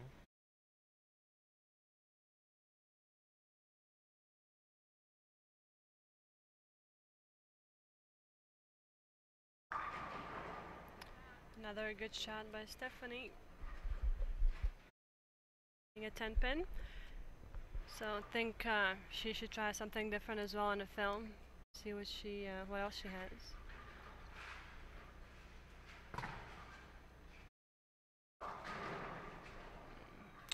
Oh, now 4-6 here in the 10th. Yeah, that's very unusual for Liz, with starting with the front 5 and finishing only with the 2-0 game. I think she's seeing some earlier transition because she's got 3 on the pair versus Yeah, I think so. Cause all the girls are playing like very close to each other, so I think the lanes are changing quite a bit. Um,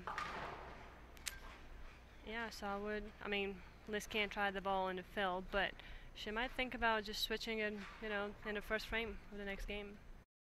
If you were out there, based on what you've seen in this situation, what would be your tendency, or what would you like to do? What ball you'd go to, as well. It is very hard to tell, Yeah. because Liz had, 5 in a row, Mhm. amazing shots, and I'm not. Maybe she pulled left the last shot in the 10th. That's what it looked like. Um, I know myself, and I would probably stick with the same ball and just try to make that work. Okay. But Stephanie Johnson tried a different ball, looks much better. So she, I'm curious if she's gonna stay with the ball or switch it. Now I know you guys are part of the same brands. Yes. And what do you know what ball it was? Yes. So Stephanie was throwing the Black Paradox the entire game, and then she changed to the Phenom by Ebonite in the fill shot. And Phenom was one of the balls that I used this week. Really, really loved that ball. All right, quickly, game 2. And Steph J 257. Played off to the great start. And a 8 pin. Was a ball change for Amanda, and definitely looks much better than the first ball. Because I did watch when she bowled against Shannon, and she stayed with the same ball all 3 games, and I was actually very surprised that she didn't even try in a fill shot, to see what else she has. I think she should have changed the balls in the 3rd game, but I think she learned, and she switched right now, and it looks much better. Jason and Leanne were talking about that very same thing in that particular match as well. Early spare for Amanda. I guess she didn't see the 299 coming. That's also true. Yeah. Not many people do. That is impressive when you're down and then you just somehow put all the strings together and shoot a big game. I mean, Shannon's been bowling amazing this summer. So. Yeah. Ball change for Liz. And flush. That's a ball she went to in a previous match against Josie. That ended up being the difference. Mm-hmm. Not as early, though, I believe. I think she made that change. I don't know if it was the fill in the 2nd game at the end or first frame of the 3rd game. It looks like Stephanie's staying with the same ball that she shot 257 with. Looks good. Good early carry. Nice job on the 7 pin. Diana, have you been into the situations or sometimes where you need to throw a big game to, obviously make a cut or, win or make a big comeback? What's that feeling like for those who may or may not have had that opportunity? It's an awful feeling because like I do this for a living, and like I take this like live or die, like Sure. it's nerve-wracking, but after you do shoot a big game to like make the cut or win a title, whatever, it's the feeling is just unbelievable because like you just put yourself together and just gave 100%.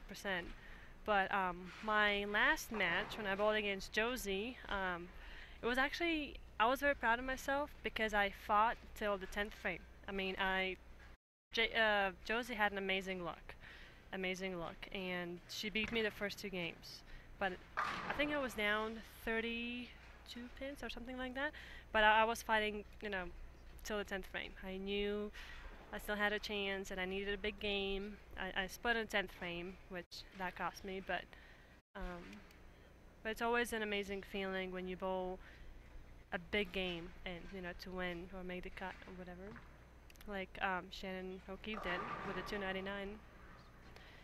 Another 7 pin for Stephanie. I think if I was Steph, I would think about a ball change soon. But it's still hard to do that because you are leading. Yeah. You did have She's a got really some big cushion. game. Yeah. I mean, if she were to shoot 200, 200, she's probably in, right? Yeah. We also were able to call your match with Daria, which was interesting. Were you getting a little Yes. nervous when she threw that four-bagger in the third game? No, I don't know. I wasn't nervous, but it was. I hated that match because she's one of my best Yeah. friends and we're roommates. And I told her before the match, Daria, I love you, and I will love you no matter what happens after the match. But for these 3 games, like, you're my enemy. So Right, because right. it's all it comes down, just Yeah. bowling. It's hard to bowl against your friends. It really is. But I wasn't nervous because I was just focused on doing my job. Yeah. Well, it seemed like you were in the pocket the whole match, but It was a tough you couldn't pair. strike. Yeah. And then Daria, I mean, she was kind of trying everything at the end of game 2, and then all of a sudden it looked like maybe she had something. Yeah. And Well, my key was just stay patient because I was hitting pocket with 3 different bowling balls, and I saw that Daria was just trying everything, and at a time it didn't work. So I'm like, okay, as long as she keeps trying things, like, I'm okay because she wasn't lined up. So, but then when she kind of got lined up, and I'm like, well, I get to figure something out. But I just stayed patient, and eventually they fell my way.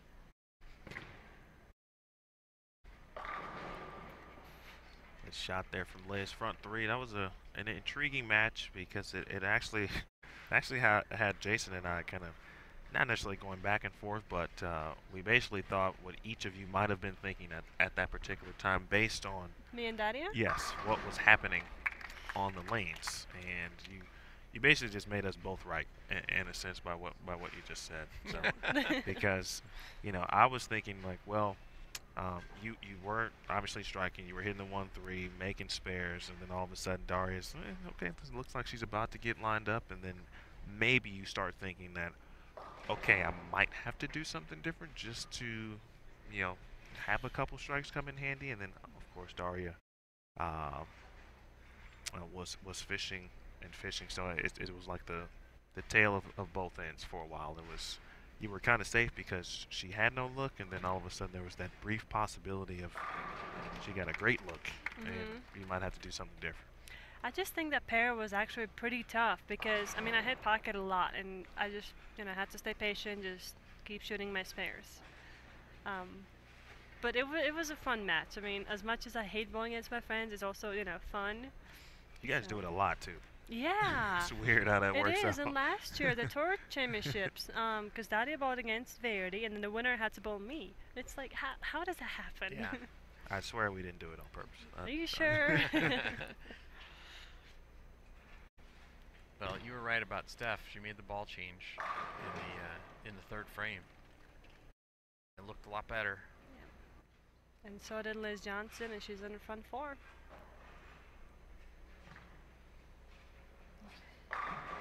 There you go. Good shot. Steph will give you the left-hand fist pump. She's determined. She's got that patent down, actually. Copyrighted. Sid's struggling a little bit here. A couple splits.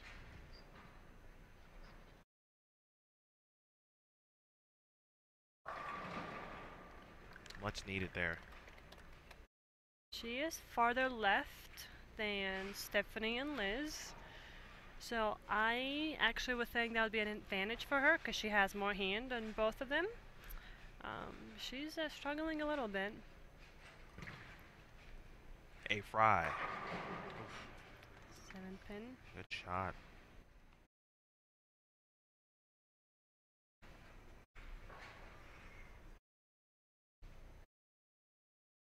On tour, Diane, I know you've mentioned you spoke to Amanda and talked to her. I know you guys talk often.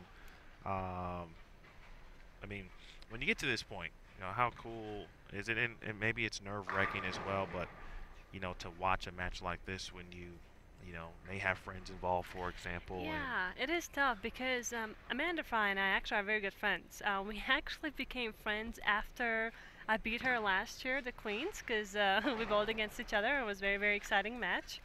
And after that, we just became really good friends. So I'm definitely rooting for her because she's my friend. Obviously, I'm rooting for Stephanie because she's my Team EBI. Um, and Liz Johnson is just being Liz Johnson. She's my favorite out here on the tour. Sydney being a rookie, that would also be awesome to see a rookie win. So. Yeah, that would be very, very interesting actually to think about. I don't know. We'd have to go back to the to the stats and see if that's ever happened if we do get in that scenario. See, Diana just wants everyone to tie for third. I think the roll-off would be pretty exciting. It would. Yeah. 5 in a row for Liz Johnson.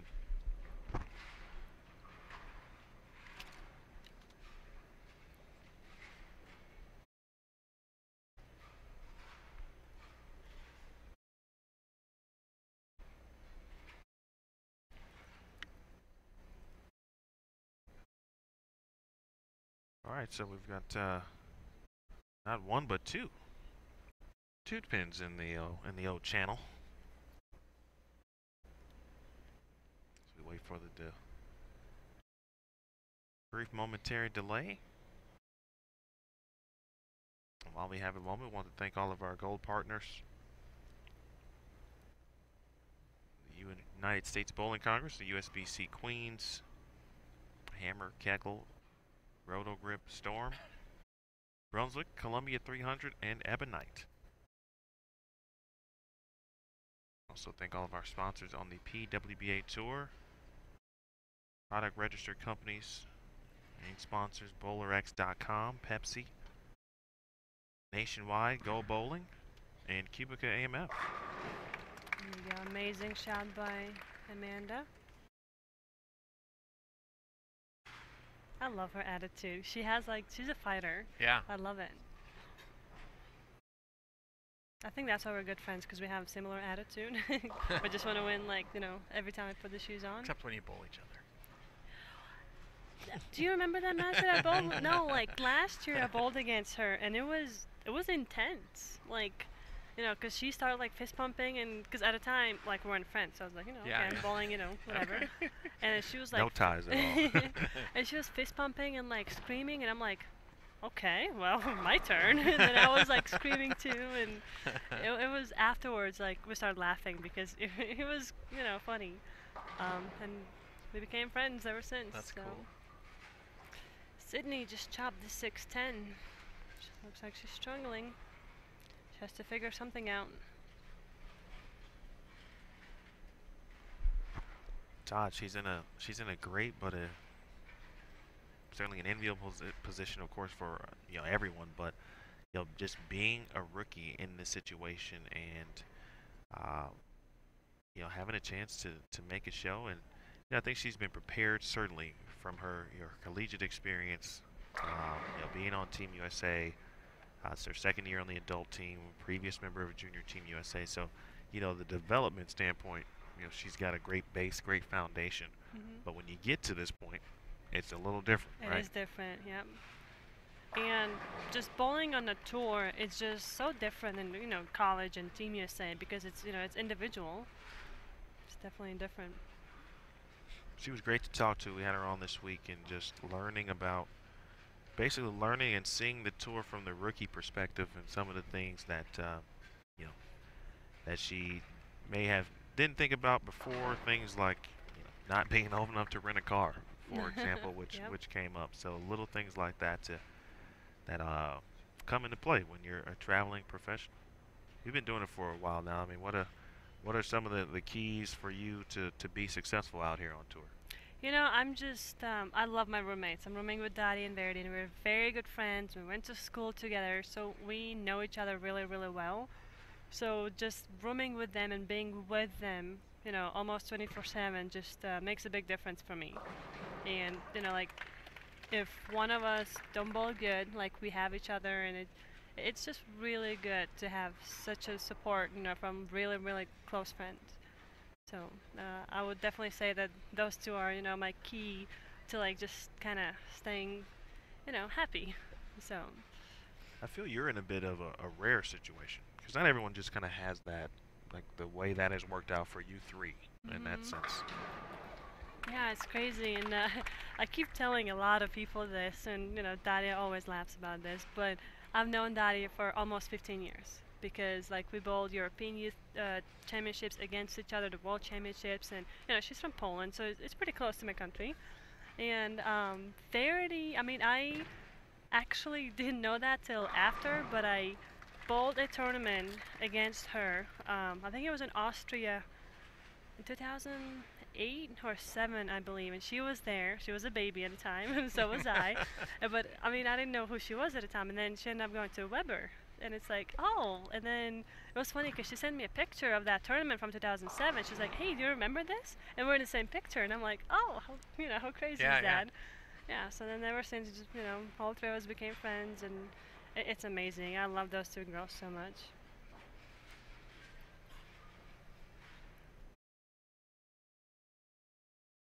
Nice shot there for Sydney. I think Amanda may need something to respot. Yeah, 4-7. Liz with the front 7. She's just so impressive to watch. Like, I can watch her all day. It is just unbelievable. Amanda with, right now, of course, needs 4-7 after a double. Sid bounces back with a double of her own. The way it's going at the moment, it's going to come down potentially to Sydney and Amanda. At the moment. But you never know. Spare. Amanda. Let's run through some of the roads to get to this point for all 4 players. We'll start with Stephanie Johnson because she's up. She defeated Adelia Indriati in the first round. Adelia from Indonesia, 625 to 597. As we watch her 8th frame shot. Amazing 10 back shot. there. Then defeated good friend and Team USA teammate Shannon Puhalski in a high-scoring match, 758 to 738. Follow that with a 741 to 687 victory over Estefania Cobo. She defeated Clara Guerrero this morning, 690 to 600. Of course, Clara struggling there with the back issues this morning as we watch Liz Johnson 8 in a row for the reigning 3-time player of the year. And of course, Steph lost to Brianna Cote, 683, 698, which allowed her to get to this point here, fall into this contenders match. And now Amanda Fry up left lane, 9th frame.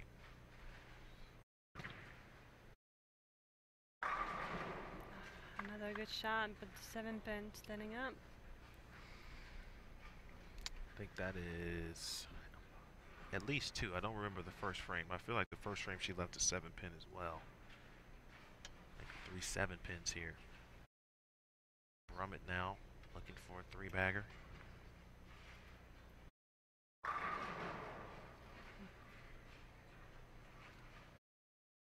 She wraps a 10. Sydney Brummett, I believe, if I looked at that correctly, I did. She lost her first match. And is, well, about a game and a half away or a game and a quarter from being someone that we talked about earlier who, loses the early match and has to go the length basically of it's a long way. bracket. Yeah. I was trying to do that because I lost to Clara my very first match. I was trying to go all the way, but it didn't happen. Spare for Sydney. Amanda Fry is at a little shorter road, very similar to Stephanie in that sense. Defeated Sierra Kanemoto 646 to 612. Then, as we mentioned, defeated Liz Johnson 704 693.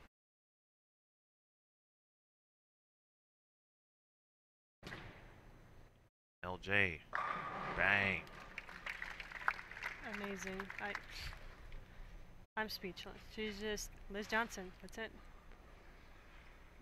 Amanda then defeated Rocio Restrepo 708 648.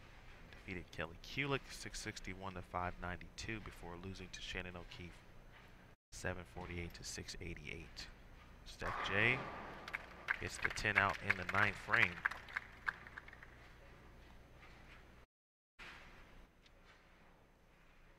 Liz Johnson's road a little long as well, but a match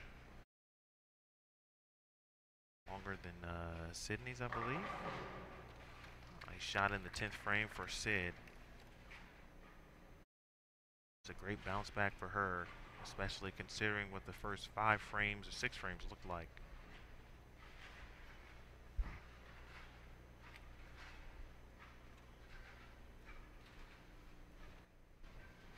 Did she get the 7 out? Yes. Barely. She's throwing the ball really, really good. If I was her, I'll throw another shot and definitely try, a different ball. See what else she has, because looks like Sydney might have figured it out. So far it looks like it's gonna be between Amanda and Sydney. Alright, trips a couple pins out.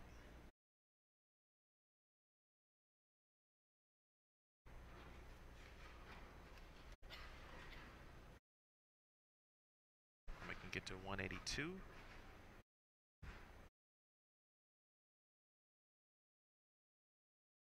Shot here for Fry. It's in.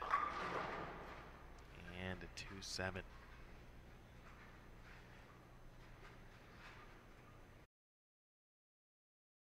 Alright, of course, if she spares it, she'll remain in -5. Much needed for Brummett. Keeps her close.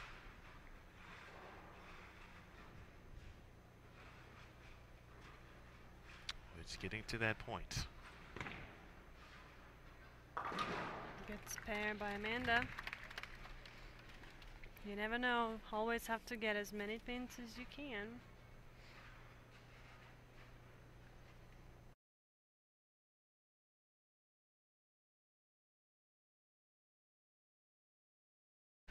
Again, Amanda is going 195, or excuse me, yes, 195, 200.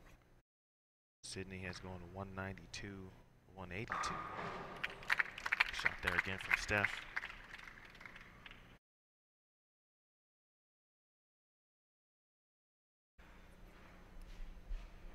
So here's Liz Johnson, front 9.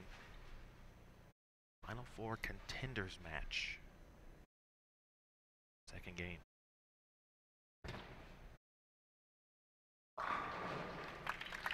Front 10. Vaulted off a little bit.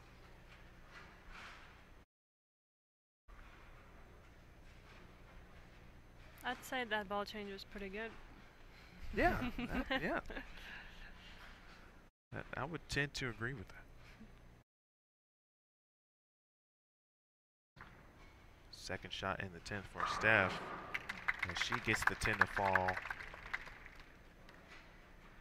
She'll be in the 240s to go with her first game, 257. And right now, certainly leading the way in this situation here. But Liz Johnson.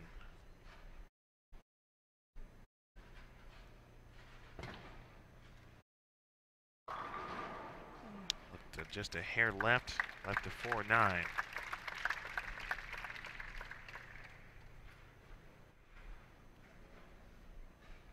So just 1/300 so far in this event. It was from Clara Garnetto yesterday. Shannon O'Keefe shot 299 earlier today.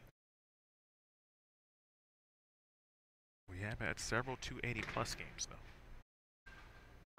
Amber Vega actually shot 290 as well during qualifying. 287 officially for Liz Johnson.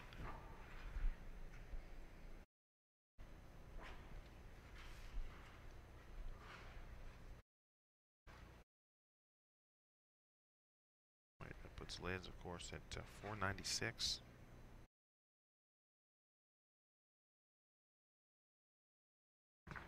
Another ball change for Stephanie. That's really good. Wow. Looks like she switched to the Phenom Pearl. 248. 505.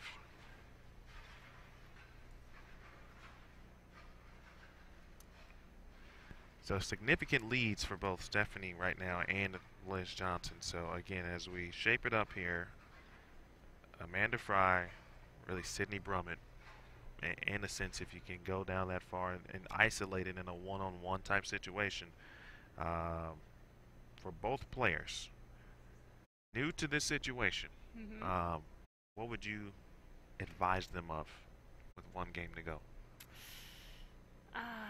Just give 100%. This is one game. Split for Sydney.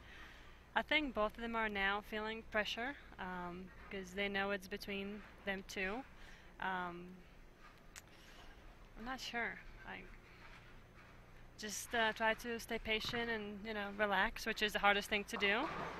Watch out for Amanda, so they're both are definitely feeling pressure right now. Good spare for Sid.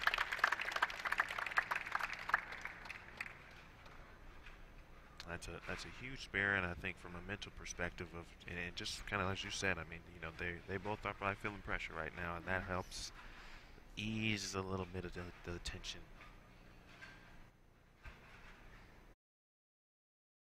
One, 3-7 attempt for Amanda. Spare for Amanda. I think it's going to be a close match between those two because obviously both of them want to make the show.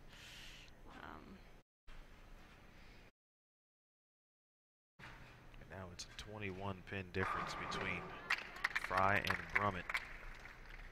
Fry with the advantage.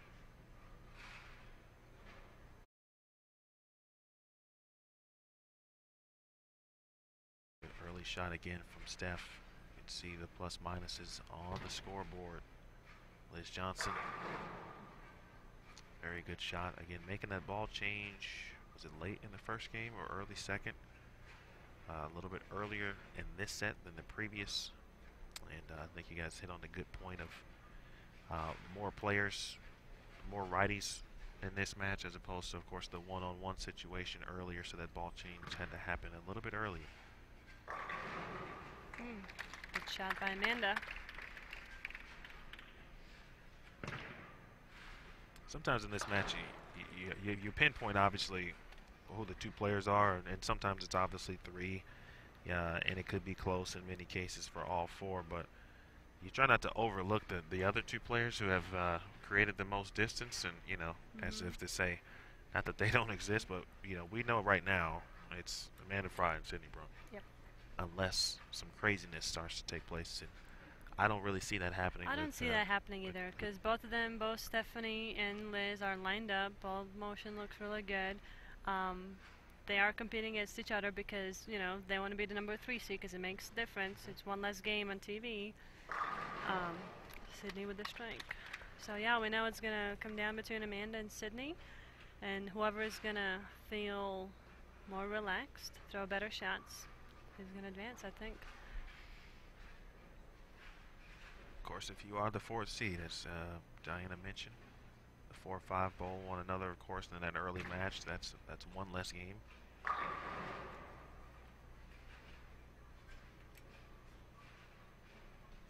Pin there for Liz. Last year you were the number 2 seed. Yes. What's if you could break down any of the differences for you that you've experienced in your career? What a shot there for Steph J. Bowling in various positions in the step ladder. What does that break down like for you? Well, I love bowling on TV. There's this that new, we know. Yeah, this new Diana comes out. I just love TV, and now I know the more games the better. So I won the Queens for being the number 1 seed and number 2 seed. Yeah, I mean it's different, but I like to actually bowl more games on TV because everything just kind of goes very fast. When I bowled in 2013, just one game, it just seemed so fast. And then recently, here in Reno, I bowled against Danielle for the World Bowling Tour Finals. One game as well, and just seemed so quick. And I didn't have enough time to really enjoy, the TV moment. I mean, obviously, you always want to be number 1 seed because you're only one game away from winning. But I love TV. I would love to bowl more games, actually. 7 pin there for Sydney Brummett. So for you, it sounds like you don't really care in a sense where you would be end up seating, but Yes. you know, obviously if you had the choice, if you be the #1 seed, you don't think you turn it down, would you? No, no, absolutely not. But like you said, as long as I make the TV, I Sure. don't care because I know I'm hard to beat on TV just because I love TV and I feel like more relaxed on TV than like in qualifying. It's so weird because normally it's the other way around. But obviously you always want to be #1 seed. But depending on where you end up, you have the advantage potentially of having bowl more games just to get yourself comfortable, Yep. read on the lanes. Good shot by Liz Johnson. You know, Liz, she's won from every position.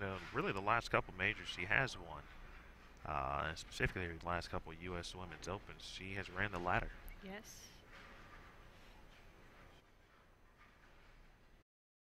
So it could be a situation like that again right now. She would be #4. Steph J looking pretty good in a 10-pin. Yeah, I would not be surprised if Liz Johnson just pull it off and just win the whole thing. Just because, you know, she's Liz Johnson and you know if she's in a position where she needs to strike to advance or win, you know she's going to do it. Wash out there for Sid. Looks like she got that one right early.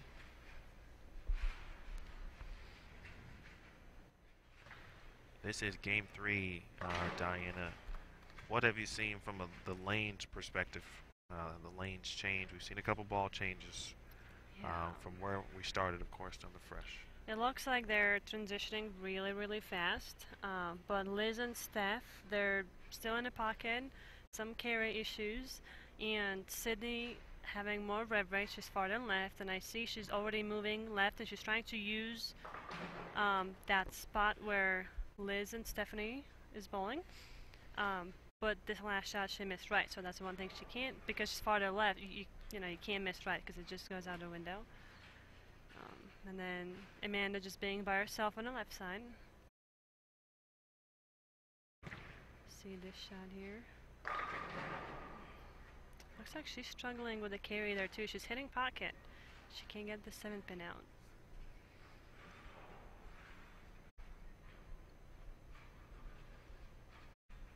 This is game 3. We've been with you since Thursday.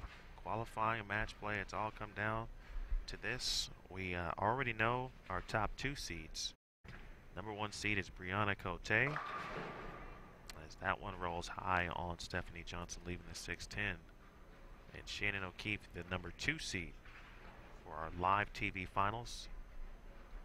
CBS Sports Network tomorrow, Tuesday, 5 p.m. Pacific, 8 p.m. Eastern Time. Please make your plans to be with us.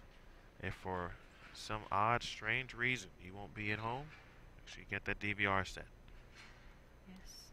Looks like it's going to be a pretty exciting match because as of right now, it looks like Liz and Stephanie are going to make it. And Shannon and Brianna, all 4 of these players have experience on TV. Yep.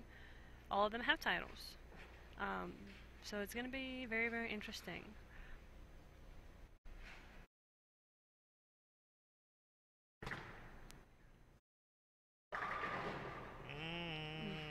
No love on the 9.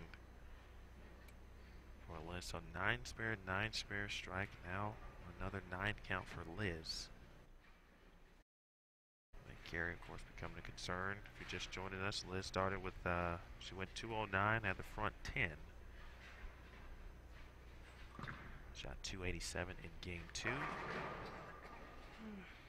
now a 10-pin this time, and that weird look, I've been there. What else do I have to do?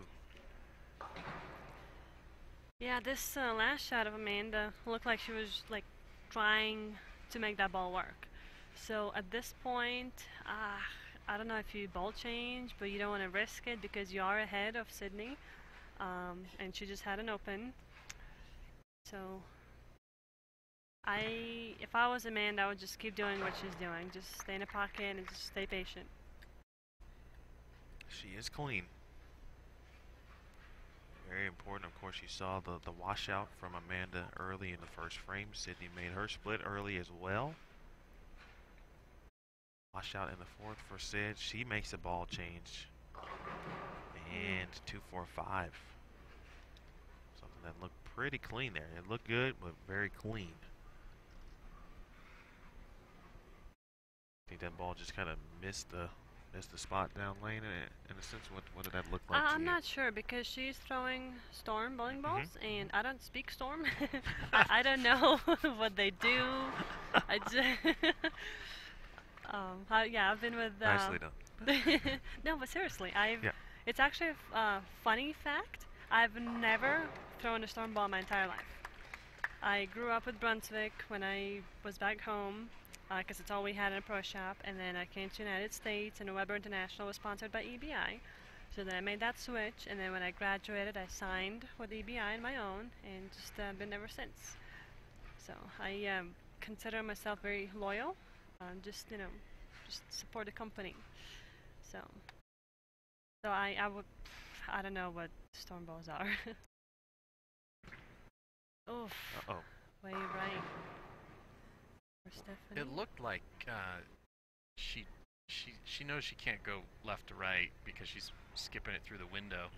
It looked like she tried to just move her eyes in a little bit, throw a ball that was a little smoother, and it didn't make it back around the corner. So if she moves maybe a board right from where she just threw that last one, she should be in good shape. Yeah, and she also made a ball change because now she's throwing a Phenom Pearl. I think she recently. Or I could be wrong. I just think that shot was just a bad shot. I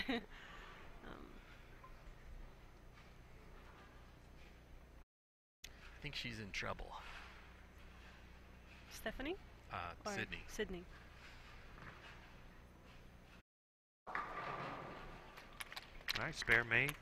Get that one on out the mine there for Steph in the fifth. She's definitely not giving Amanda a reason to ball change. Yeah. Yep, I would just stay with the same ball, just 9 spare is going to do it. Unless Sydney figures it out right now. Amanda was up 21 pins coming into, again, game 3 here. And ahead of Sydney this game. The strike at B16. Good shot by Amanda. So continuing to add to her advantage. Sydney in a little trouble here.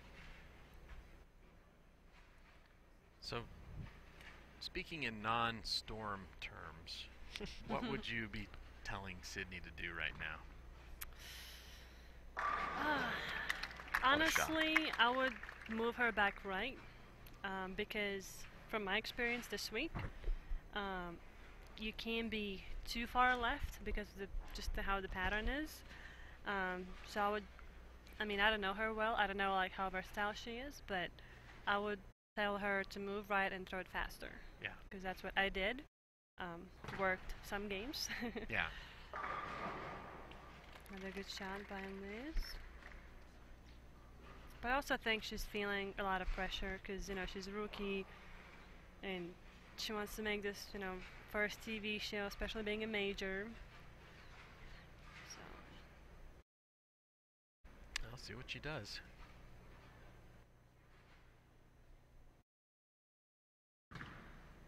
Good shot. Yeah, this Amanda and Sydney match kind of reminds me of mine and Daria's, where if I was like Amanda, just hitting pocket and just staying patient, and Sydney trying to figure it out. 7th frame shot for Sid. I think she listened to you. Yeah, she did move right. The stubborn 4-pin. A very good shot. Just as a keep and watch. There was a 9-pin difference between Steph and Liz for the number 3 seed. Liz working on a double.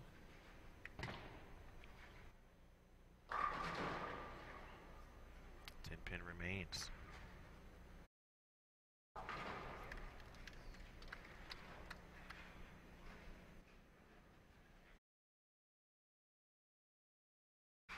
Very minimal advantage right now for Steph. Liz up 5 in the game currently.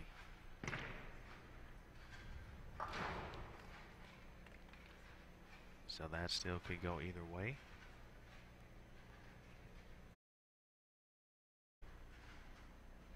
Steph last to finish frame 7. How you feeling right now, G? I'm feeling okay. I'm secretly pulling for Amanda because she's a very good friend of mine. Secretly?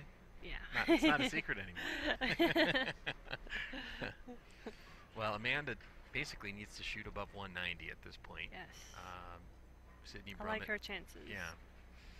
Which means she would basically just, she could still open once and stay clean the other two and get it done.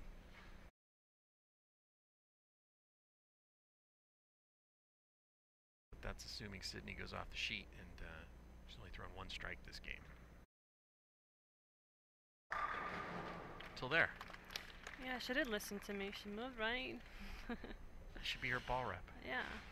Nah, she throws storm. I can't do that. No, I'm just kidding. Open frame for Stephanie.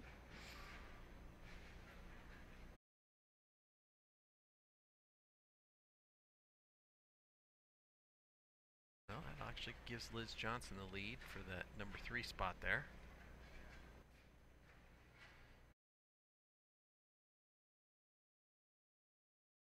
Strike here, and Amanda pretty much wraps up the number 5 seed. Yep.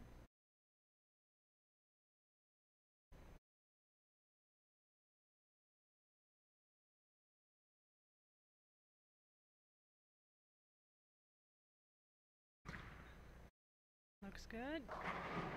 And strike for Amanda.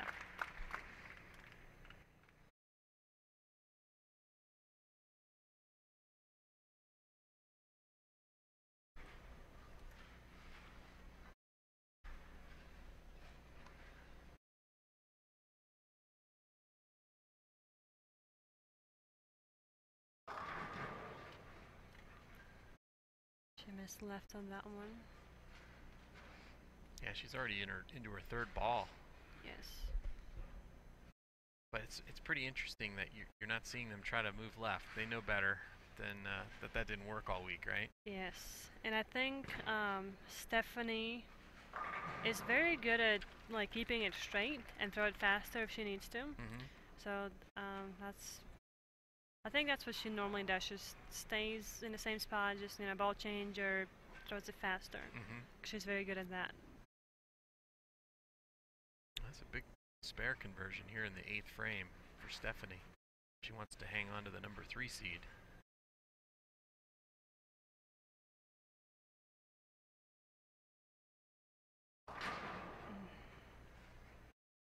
Open frame for Stephanie. And Sydney has to strike here to have even an outside chance. If she doesn't strike here, Amanda Fry's going to be your number 5 seed. Wow. Good shot. Yep.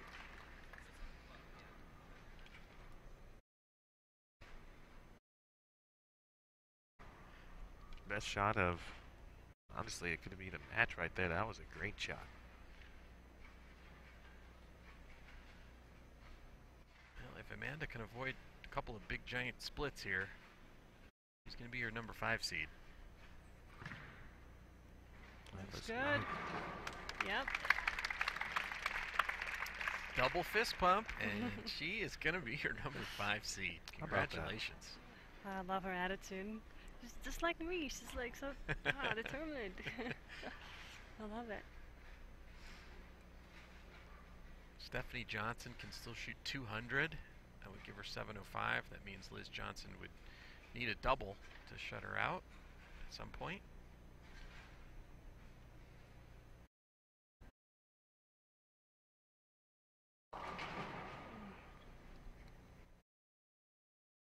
2-5 for Stephanie.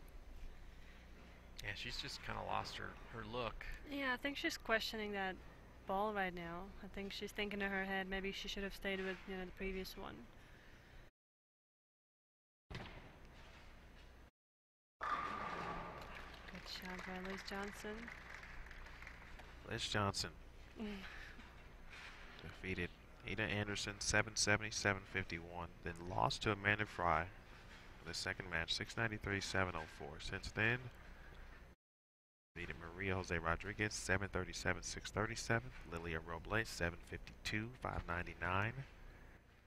Look out. Sharon Lehman Santoso 650 to 620. Shannon Sellens this morning 683, 661 through 733 at Anna Anderson, and doubled in the 10th and got to 9 to defeat Josie Barnes. The road for Liz. Man, you hit on it, man. I'll give you your props. You said it on the PWA on the road this week. It wasn't exactly going out on a limb. You're right, but still.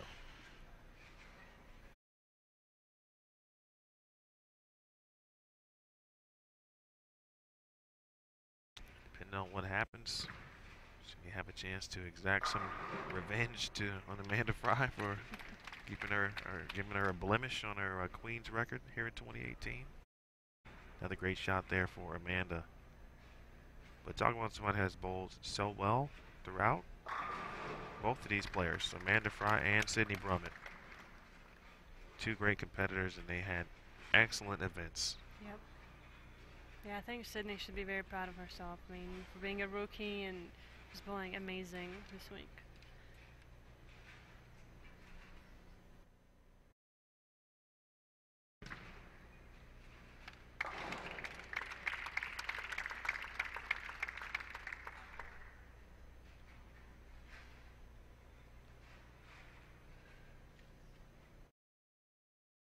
Couldn't agree more with what you just said about Sid. I mean, but folks, if you were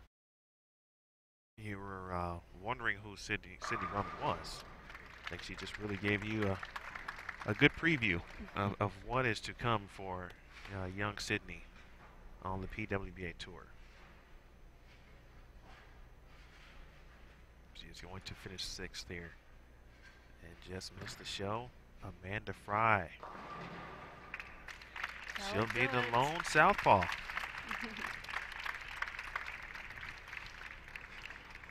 Makes her first career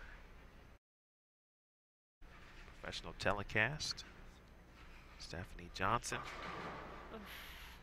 2-10. Just lost that reaction here in this last half of the game.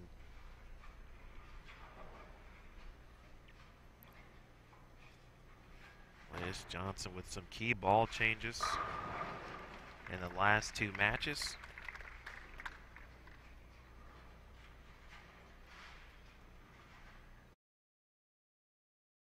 Nice embrace there. Sydney Brummett and Amanda Fry. 158 there for Steph. And luckily she had good first 2 games. Yeah, you don't realize, like, oh, 150. Yeah. 4 opens in a row.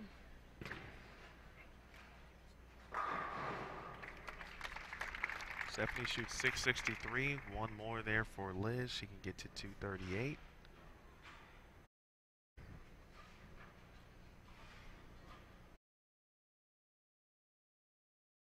.585 for Sydney Brummett. Amanda Fry shoots 620.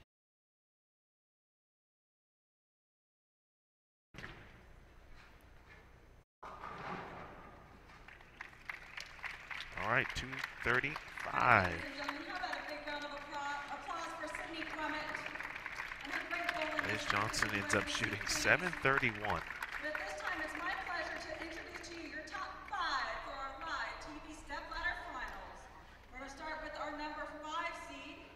She's a former Junior Team USA member, and she's making her very first PWA telecast from Antelope, California, Amanda Fry. Ooh, I'm so happy for her.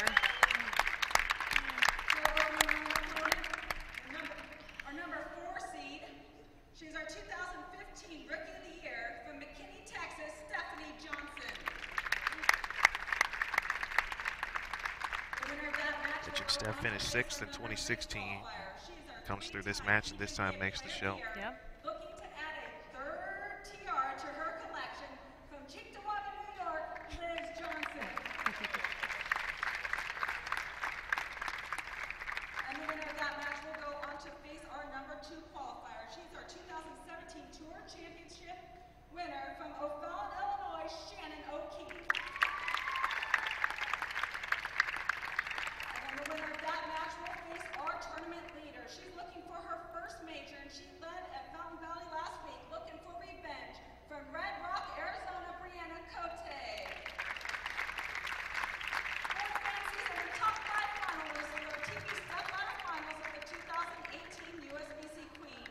How about one more big round of applause for all of our I think this TV show is going to be very, very exciting. On behalf of the entire There's no doubt about it. You go from left to right. Brianna Cote, you mentioned the first 4 obviously champions on tour. And the opportunity to win a major, first major opportunity for Brianna Cote and obviously Amanda Fry. Steph looking for her first major championship as well. She finished 2nd at the 2015 Tour Championship. Obviously, we know what Liz Johnson does in majors. She's looking for her 11th major title. That is unbelievable. 3rd Queens title.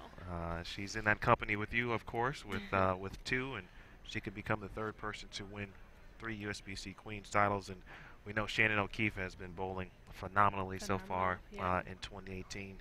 Made no mistake about her goals this year, wanting to win more major titles and win Player of the Year. Your final thoughts on what we just saw today and the Queens Week? Well, obviously, I'm still a little bit disappointed in my performance. But it's just a learning experience for me, so I'm ready to move to next week. Congratulations to Sydney. I know she's very disappointed, she's upset, but she bowled amazing this entire week, especially for being for a rookie. And I'm looking forward to the TV show. I'm curious who I'm going to put the tiara on. So I think it's going to be a very, very exciting and fun TV show. Any early predictions on who might win? I have prediction, but I'm not going to say it. Okay. All right. I knew you'd say that. I knew you'd say that, but don't. Yeah, you will see DZ. She will be on the show, and she will present the new 2018 champion with her tiara. That person will then join the record books, of course, again, and hopefully they will join Diana Z. So I want to thank everybody for tuning in this week. All of our player guests, thank you for joining us today. Thank you for having me. Appreciate that. I want to thank the tournament staff here, Greg Moore, Tennille Milligan, Kathy Waka, Jason McEwen, Aaron Smith, Jason Thomas. Great job today, sir, and throughout. Thank you very much. And if I missed anybody, I want to thank our gold partners, the USBC, and our sponsors, of course, across the PWBA Tour. So tomorrow, Tuesday, 8 p.m. Eastern Time, 5 p.m. Pacific, CBS Sports Network. You will watch those 5 individuals compete for the 2018 USBC Queens Championship. Until then, and until next time you'll see us, we'll be East Hartford, Connecticut. Yes. You'll be there? Of course I'm going to be there. We'll be there as well. So we will see you then next week. But again, don't forget, watch, folks, tomorrow, CBS Sports Network, 8 p.m. Eastern Time, 5 p.m. Pacific, USBC Queens. So for Diana Zavialov and Jason Thomas, my name is Emil Williams Jr. We will see you next week in Connecticut. Take care, have fun, and we'll see you tomorrow on CBS Sports Network.